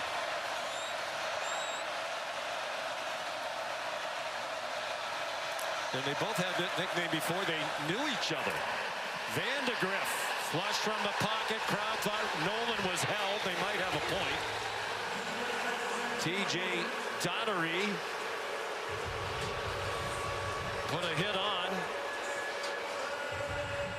There's Chris Paul's parents, Chris Paul Sr. on the left, but both with the nickname Pooh.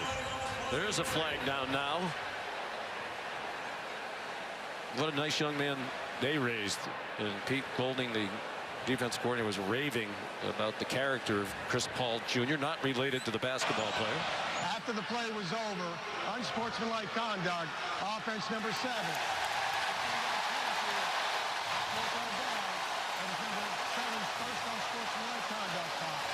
That is enormous against Barion Brown.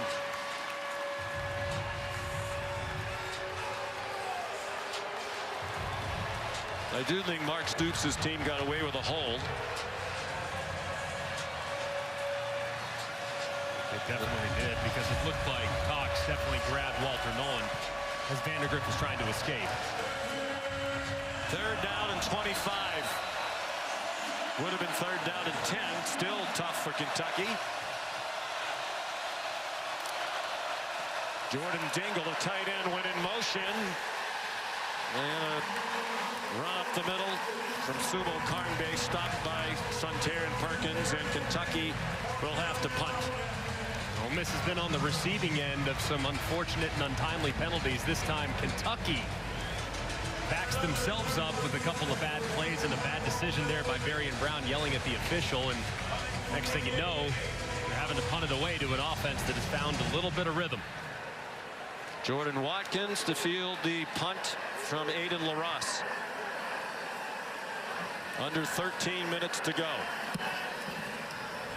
And a bomb driving Watkins all the way back to his 21. And out of bounds across the 35. 53-yard punt and a 17-yard return. There's more college football action on the SEC Network today at 4:15.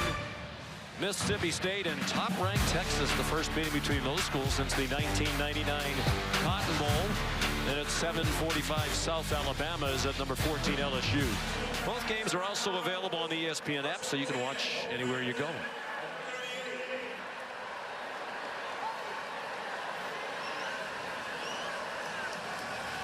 Jackson Dart, 14 out of 20 passing for 207 and a touchdown. Sacked 3 times, all of those in the first half. Henry Parrish Jr.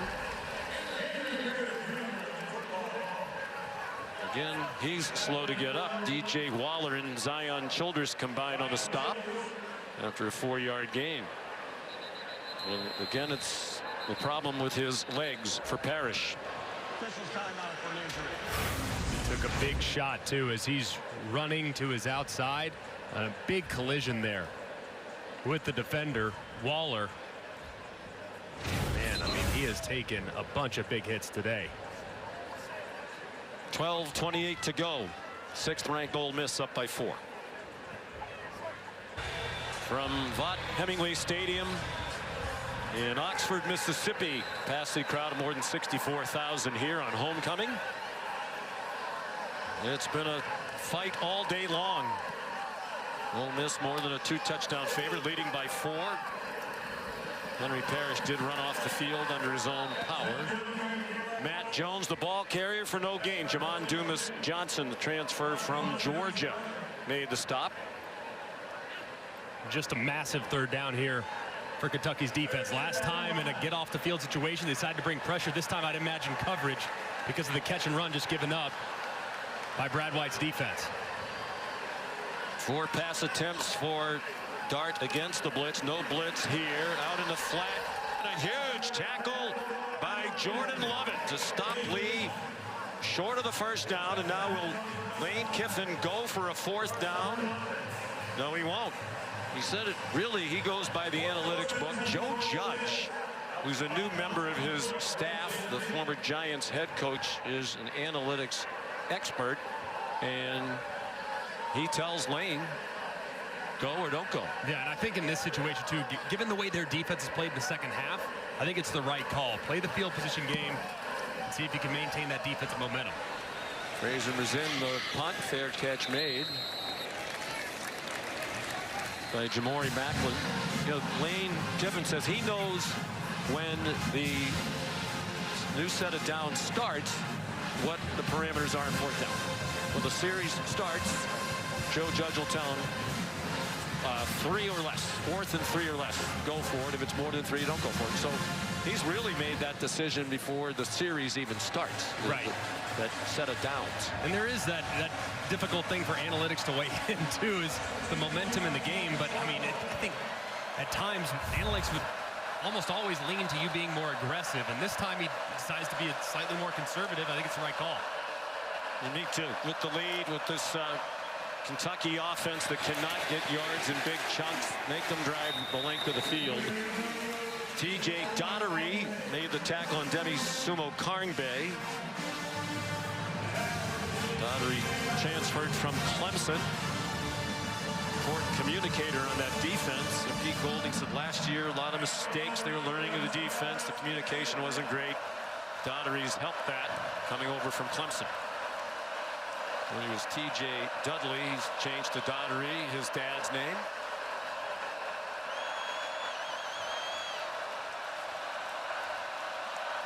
Vandagriff up to the line a couple of times with the play clock down to 3.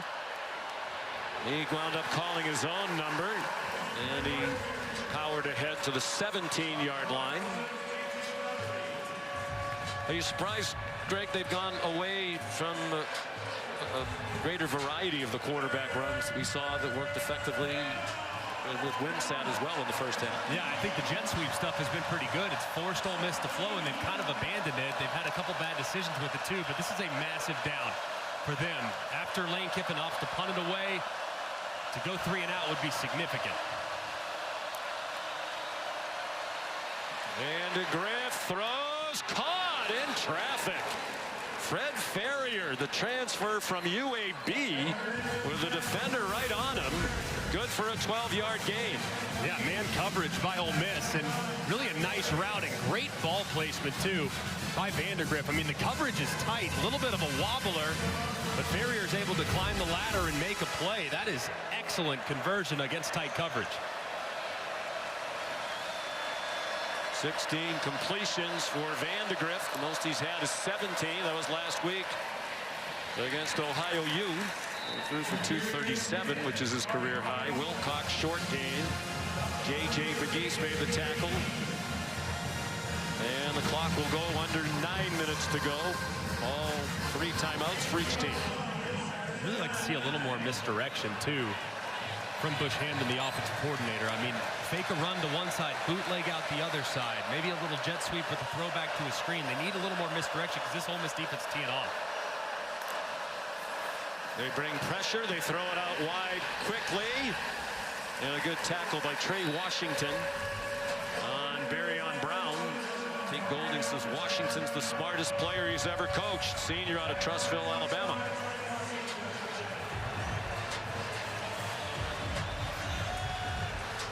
Go-to guy on third down really all season long for Ole Miss has been number 6, Dane Key. I mean, I think you got to look in his direction. You've got some man coverage. You've gotten quite a bit of looks, so I would be looking the direction of Dane Key here at the bottom of the screen.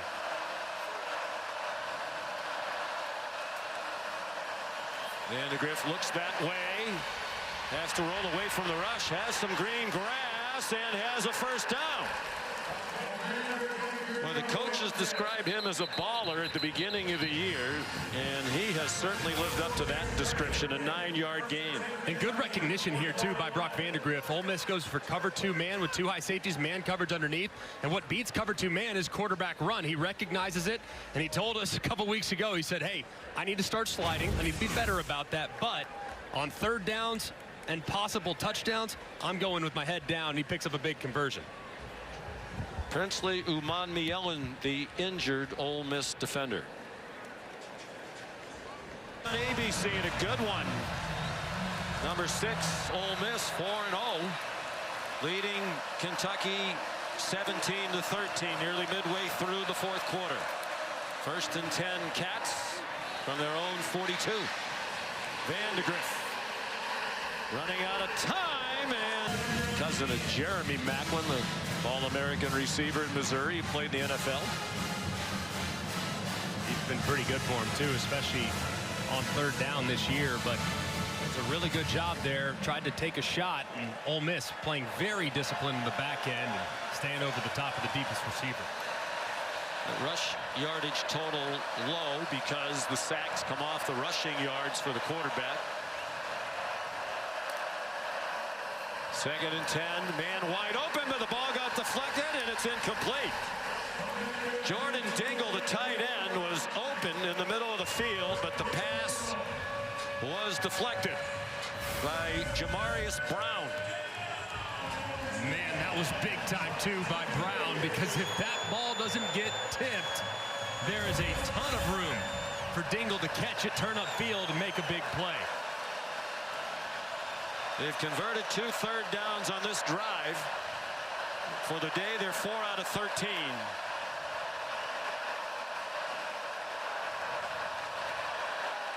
Third down and 10.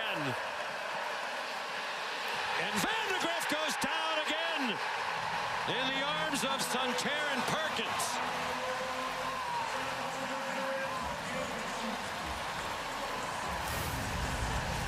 Well, they have a spy again. They ran this a little earlier, and you'll see momentarily as soon as that defender drops, look at how Farmer, the left tackle, or Ray, excuse me, the left guard, goes to help out his left tackle, which frees up Perkins to trigger, and he drops Vandagriff. Just great timing there on the spy blitz to drop Vandagriff for the punt.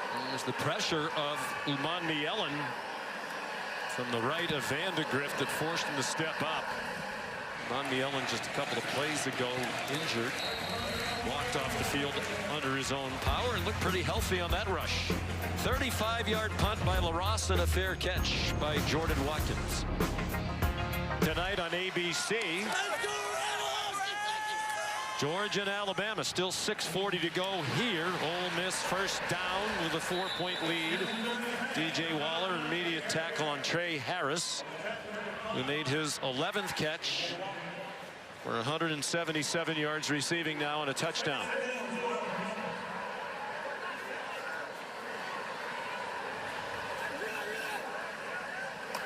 Henry Parrish Jr., the running back.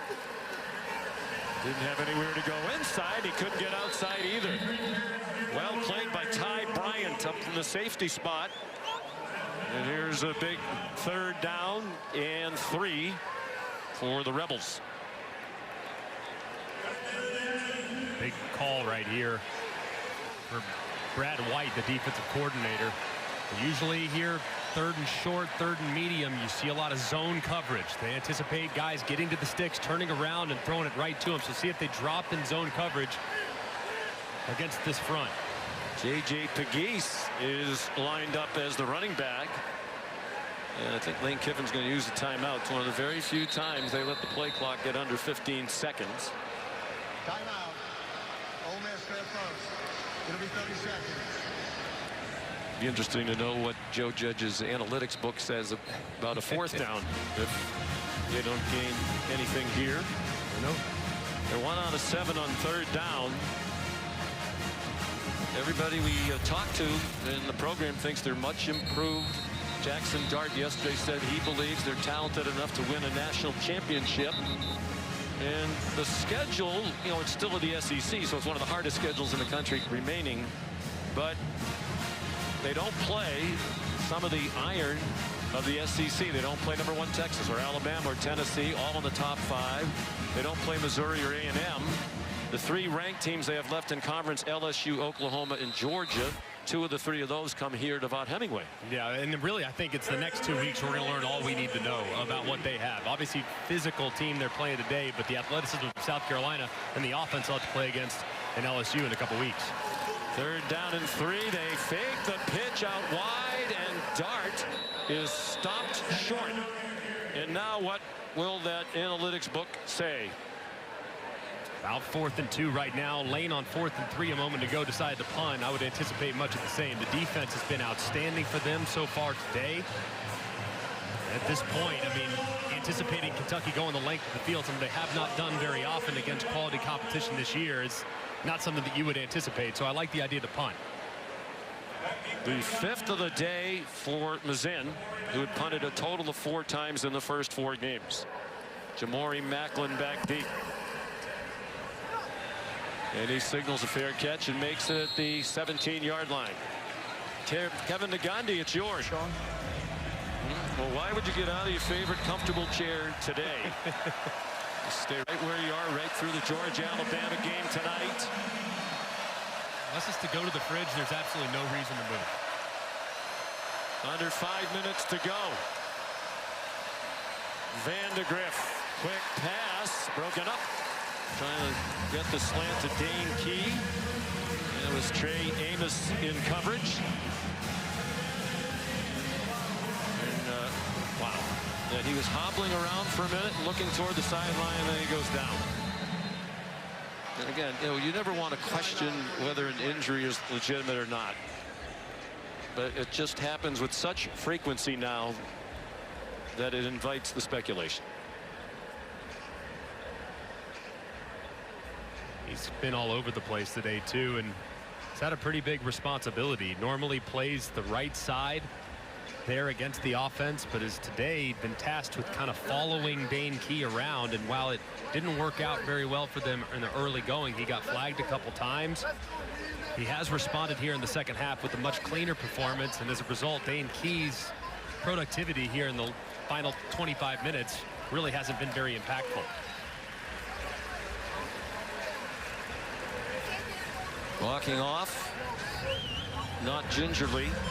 Well, Pete Golding said yesterday, you know, he's their best corner. He can play one side of the field. They rotate typically at the other corner with Brandon Turnage and Isaiah Hamilton.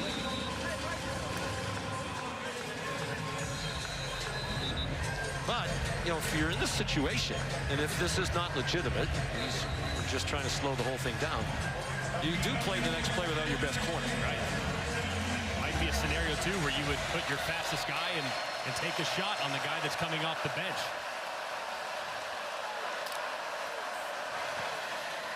Vandagriff.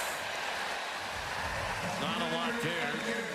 Design quarterback run on 2nd and 10. TJ Daugherty made the tackle. 4.5 minutes to go on the clock running, and another Kentucky 3rd down.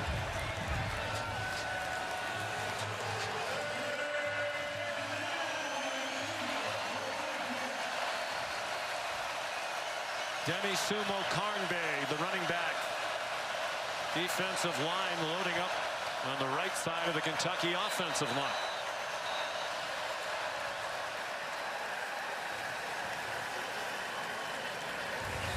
Ole Miss was in a very similar look to what they've actually sacked Vandagriff on multiple times. 3 down defensive linemen with number 4 Perkins lined up right over the guard in a spy position. It's gotten them twice, 2 sacks so far for Perkins, and that time looked like they might be looking at a 3rd sack, so wisely calling a timeout on a critical down and distance for Mark Stoops' offense. They do have some talented pass rushers on that Ole Miss side. Demie Ellen been a going concern. Perkins, who's really kind of the 3rd rusher. Jared Ivey is a tremendous player. In fact, it was Ivey the last time these two teams met here 2 years ago, who forced a fumble in the final minute of the game, which Ole Miss recovered to hang on to a 22-19 win over the Wildcats. Amos, not surprisingly, right back on the field. On the near side by the numbers. Keep an eye on Perkins, number 4. He's a big problem on 3rd down. Vandagriff throws incomplete. And Fred Ferrier curling toward the ball, and he was open. And is Mark Stoops going to go for this 4th down? It looks like it from his own 20-yard line. Just a big play there, too, by Trey Washington. And, man, this is a dice roll by Mark Stoops, sensing that the dam is about to break for his defense, feeling like he's got to keep his offense on the field, something he did not do a couple weeks ago in a 4th and long situation against Georgia. But with much better field position, maybe this is just the old try to get him offside. No, it isn't. It's an Ole Miss blitz. It's one-on-one coverage. It's up for grabs and caught by Barion Brown. Still on his feet. And all the way to the 17-yard line. John Saunders saved the touchdown. The longest play of the year by far for the Kentucky offense. And how about the route by Barion Brown? Said earlier, all it takes is one play for Brown to make a huge impact. He's been a little quiet today. He gets behind the defender, Hamilton, perfectly times the push-off, reels it in, and the run after catch shows the explosiveness. Just an unbelievable dice roll on 4th and 8. And his playmaker, Brown, who's been outstanding the last few years for Kentucky, makes him right and has the Cats knocking on the door. Previous longest play of the year was 46 yards, a pass play. That one for 63 when they absolutely had to have it. Jared Ivey having his left foot looked at. Wow, Brock Vandagriff given time by an offensive line that has had struggles from time to time this year, particularly against South Carolina. And he's now thrown for 243 yards with his longest completion. And here's Ivey, who's injured on the play. Coming around the edge. Not sure exactly where it happened, but man, how about an unbelievable throw and catch. And the timing and being able to break free there at the last second is just next level stuff from Barion Brown. Ivey walks off. Brown 5 catches for 88. The 243 passing for Vandagriff is a career high. Went for 237 against the Ohio Bobcats last week. Who would have thought coming into the game that Kentucky would pass for more yards than Ole Miss? That is the situation right now.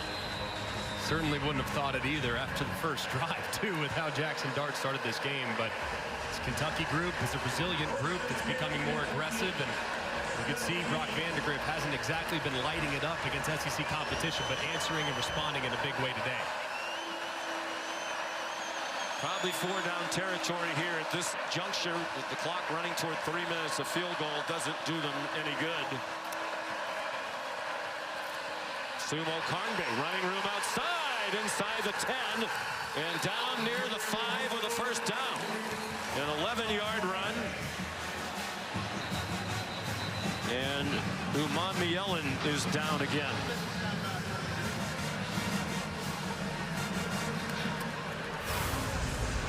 How about this counteraction right here? Just a great job. And Sumo-Karngbaye sweeping all the way back. So Ole Miss defense very aggressive, and they lose contained to the outside. And Sumo-Karngbaye, not the fastest running back in the world, but has plenty of juice to get to the edge. And it's a really nice first down run for the Wildcat offense. With exactly 3 minutes to go, they'll have first and goal.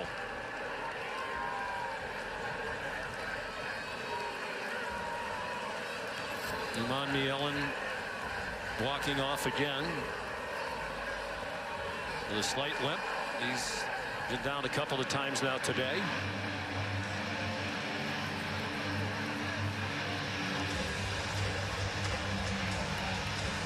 Three minutes to go.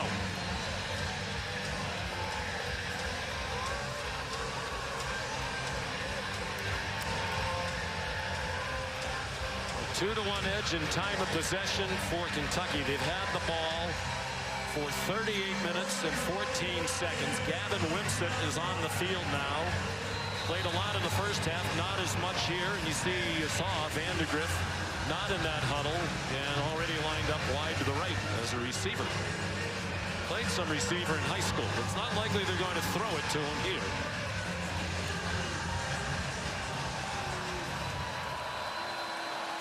And Isaiah Hamilton in coverage, single coverage on Vandagriff.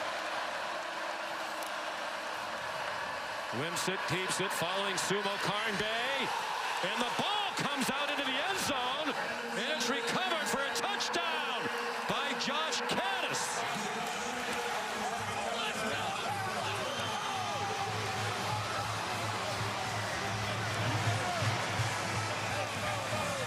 Well, for as many struggles as Caddis has had this year, and you saw earlier when he dropped the ball, the look on his face as if he couldn't believe it. Some good fortune here. Right place, right time. After Wimsatt was stripped of the ball by Trey Washington. And Washington hits that helmet right on the football, and the ball pops up right into the awaiting arms of Josh Caddis. I mean, goodness gracious, the chaos there. The goal line was wild. And just extremely fortunate for Kentucky to have a guy waiting and uncovered to fall forward for pay dirt. When you struggle to score touchdowns, you'll take them any way you can get them. What a drive. Included that huge play on the 4th down. Mark Stoops criticized for being conservative. Not on that drive. They wind up going 83 in 6 plays. And Josh Caddis, the touchdown, as he caught the fumble out of midair and took it in from a yard or two out. Just quarterback, little boss sweep with running back out inside. And like we said, I mean, you cannot hit the ball any better to dislodge it if you're Trey Washington, the safety, number 25. And just so unfortunate for Ole Miss to not have a guy there as they look on in agony after the unfortunate bounce in favor of the Cats. Caddis, a junior from Cincinnati, out of Moeller. His dad, Eric, played tight end in Michigan, 7 years in the NFL, mostly with Cincinnati. He has a brother, Justin, on this Kentucky team. What a way to take the lead.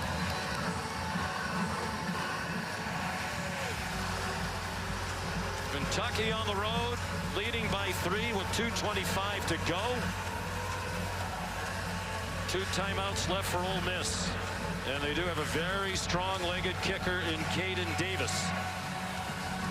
Aiden LaRosse kicks off. 3rd lead change of this game. Ole Miss will start from the 25.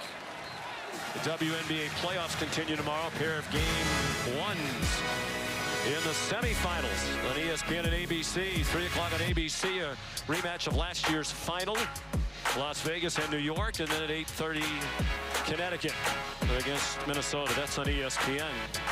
WNBA countdown tips off the game coverage before both games. A great year, best season in the WNBA. 1-34 on the road against top 10 opponents since 1980. That one win was last year. One of the very few highlights of the second half of last season. Jackson Dart, design run, and he's bottled up for a loss. J.J. Weaver, the first man there.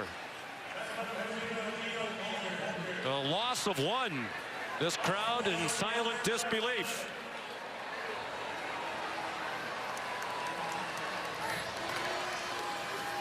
It is very quiet here. Dart to the sideline, nowhere near Jordan Watkins. And that gets us to the 2-minute timeout.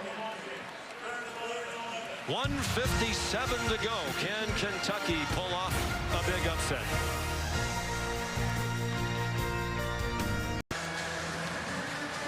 Lots of streaks on the line here today. Kentucky has lost the last 6 times they've been to Oxford. Haven't won here since 1978.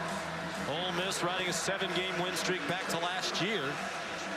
Only Missouri and Army have longer active winning streaks in FBS football. They've each won 8 in a row. The Rebels have won 10 straight here in Oxford. It's the 5th longest active home winning streak. They're 1 out of 8 on 3rd down, and this is the longest they've faced all day. Dart throws. And is it a catch? Yes. And what a catch by Harris. Dart got it off with a defender right in his face. And they're going to look at that one, I'm sure, in the replay booth. And now there's a Kentucky defender who is getting medical attention. Octavius Oxendine's had a good game. Generally a backup. The bigger question is this a catch? Because if it's not, it's 4th down and 11. If it is, it's a 1st down. Going to the ground. Does the ball move? Well, it pops back up in the air. Looks right there like here, that he doesn't have either hand on it. Yes, you can see it's moving right there as well. Yeah, I think this is definitely an incomplete pass. He doesn't stick the ball into his hands. It's loose there. He rolls over, touches the ground. That's incomplete. Still moving all the way through the end too, so I think this is a big overturn potentially. Certainly looking like it's going to go in that direction, but just the pressure brought by Kentucky forced the low throw, and Harris can't go down there and save it. Right there, pretty clear. I mean, the ball's still moving. The ruling on the field was a catch for a 1st down. The previous play is under video review. We're just starting with that now.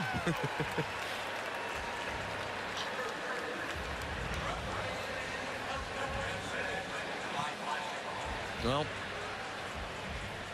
they had time during the latest stoppage and play for an injured player.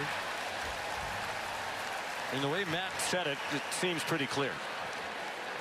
Not sure he ever had the catch really, and then he certainly didn't seem to finish it. That's the thing. I mean, it can touch the ground, but you have to maintain control all the way through, and touches the ground, and the ball is still moving as he rolls over and finally secures it. But I think obviously indisputable video evidence beyond all doubt to overturn, but to me it looks like that no longer exists. If you watched the end of the game last night between Virginia Tech and Miami, they overturned the call at the end of the game despite no conclusive evidence to do so. Fair enough completely. So who knows? Who knows, but by the letter of the law, I think that ball hit the ground. I think it's going to be incomplete. After video review, the ruling is an incomplete pass. Crowd booing, but that's the right call. And here comes the play of the game and the play of the season to date for Ole Miss. And perhaps one will have long-lasting implications given their aspirations for a conference championship and a national championship. They're going to put 5 seconds back on the clock, but 4th down and 11. From their own 24-yard line. He doesn't need the analytics book to know you have to go for it.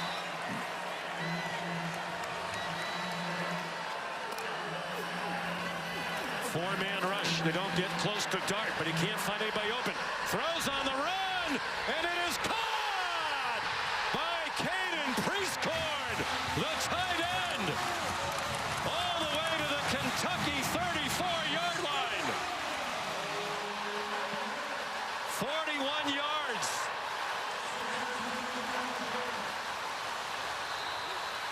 And now they're in field goal range at the very least. Dart, single coverage, sideline over the head of Henry Parrish, the Jackson in coverage. How about the catch by Prieskorn a moment ago? Dart throws up an absolute prayer. It looks like number 4, Christian Story, kind of loses track of the football and also loses track of the wide receiver. But Prieskorn, quiet in the passing game today, goes up and makes the play of the season for the Rebels. Just his 10th catch of the year. His first today. On 2nd and 10. Dart doesn't want to take a sack, get out of field goal range. He gets knocked down back at the 39-yard line by J.J. Weaver.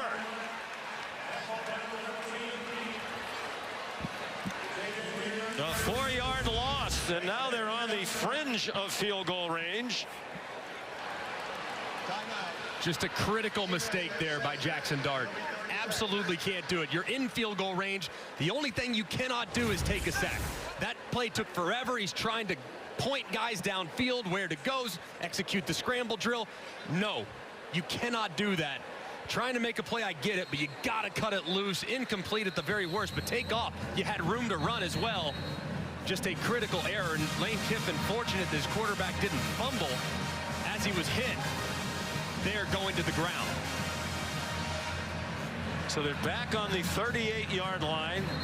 4th sack of the day for Weaver. There's Davis. His career long is 56 at Tulane last season. From here, it would be about 54. There is a bit of a breeze at his back. He has a very strong leg. Lane Kiffin talked about that yesterday. He's a touchback machine as a kickoff man. You got to think here, the offensive coordinator, Charlie Weiss, thinking, hey, I just got to make this, I have to make this field goal a little easier on my guy. I mean, I'd love to take a shot downfield. I'd love to try to convert it, but 6, 7, 8 yards just to make this field goal more manageable has to be the first priority. 1:32 to go. Ole Miss still alive in this one on the long pass play. Dart to Caden Prieskorn.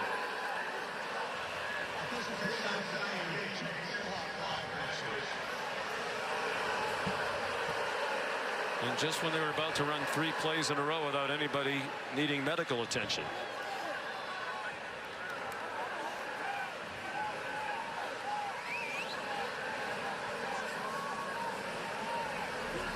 Third down 14, 1:32 to go. Apparently the time's correct.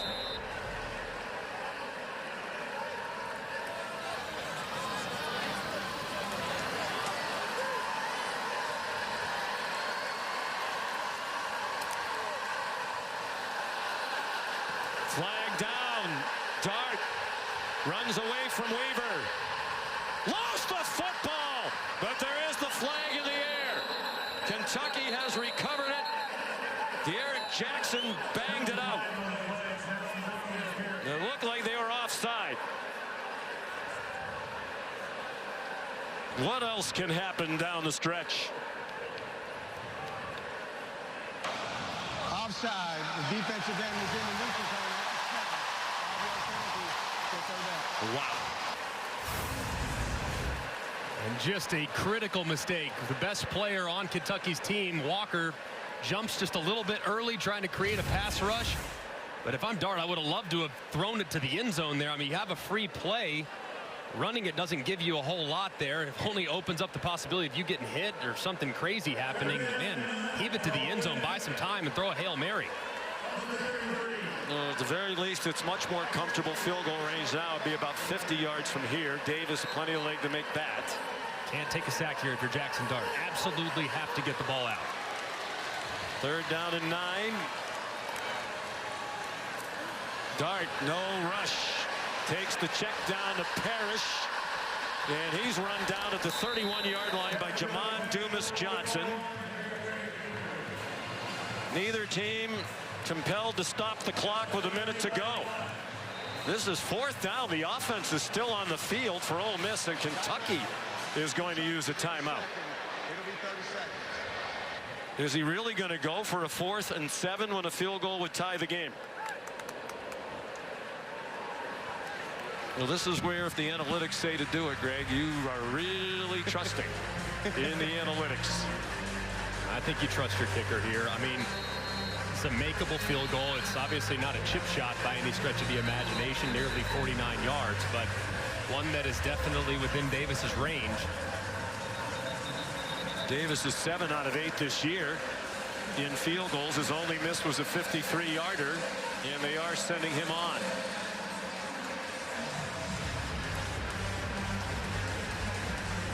Oh for 1 on a potential game-tying field goal in the final 5 minutes. That's while he was at Texas A&M. It was against App State. He spent 2 years here at Ole Miss after 3 at A&M. 48 yards to tie it. Slight breeze at his back. Charlie Pollock is the holder. Carter Short, the snapper. They do their job. That kick is no good. A low duck hook.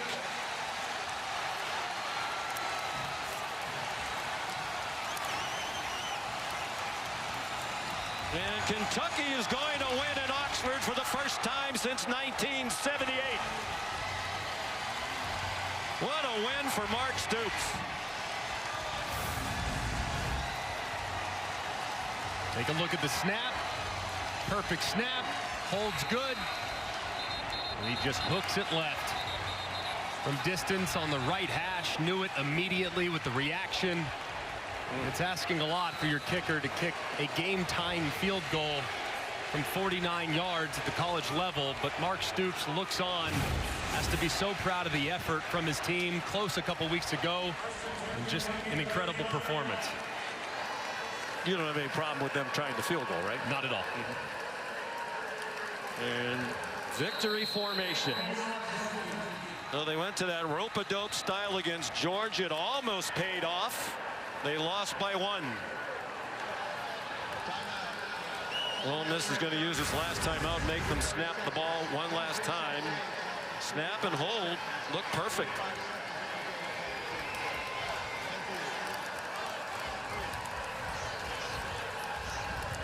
And Lane Kiffin will have to wait another day to earn career win number 100. He doesn't care about that at all. But it's a big loss for a team with aspirations of winning the conference, playing for a national championship. And to lose this home game with, as we said, not the hardest SEC schedule, but a lot of tough games left. They put themselves in a tough spot going forward. Yeah, they did. I mean, this was one that you would not have expected. I mean, with their tempo and the way that they can put pressure on the opposing defense, home field, fresh legs, having played and really crushed everybody, is just a shocking performance, but credit to Kentucky with just an outstanding run. Yeah, great plan. You know, they know their limitations. They played to their strengths, and credit to the players who executed beautifully. Highest ranked road win for Kentucky since 1977 when they beat number 4 Penn State.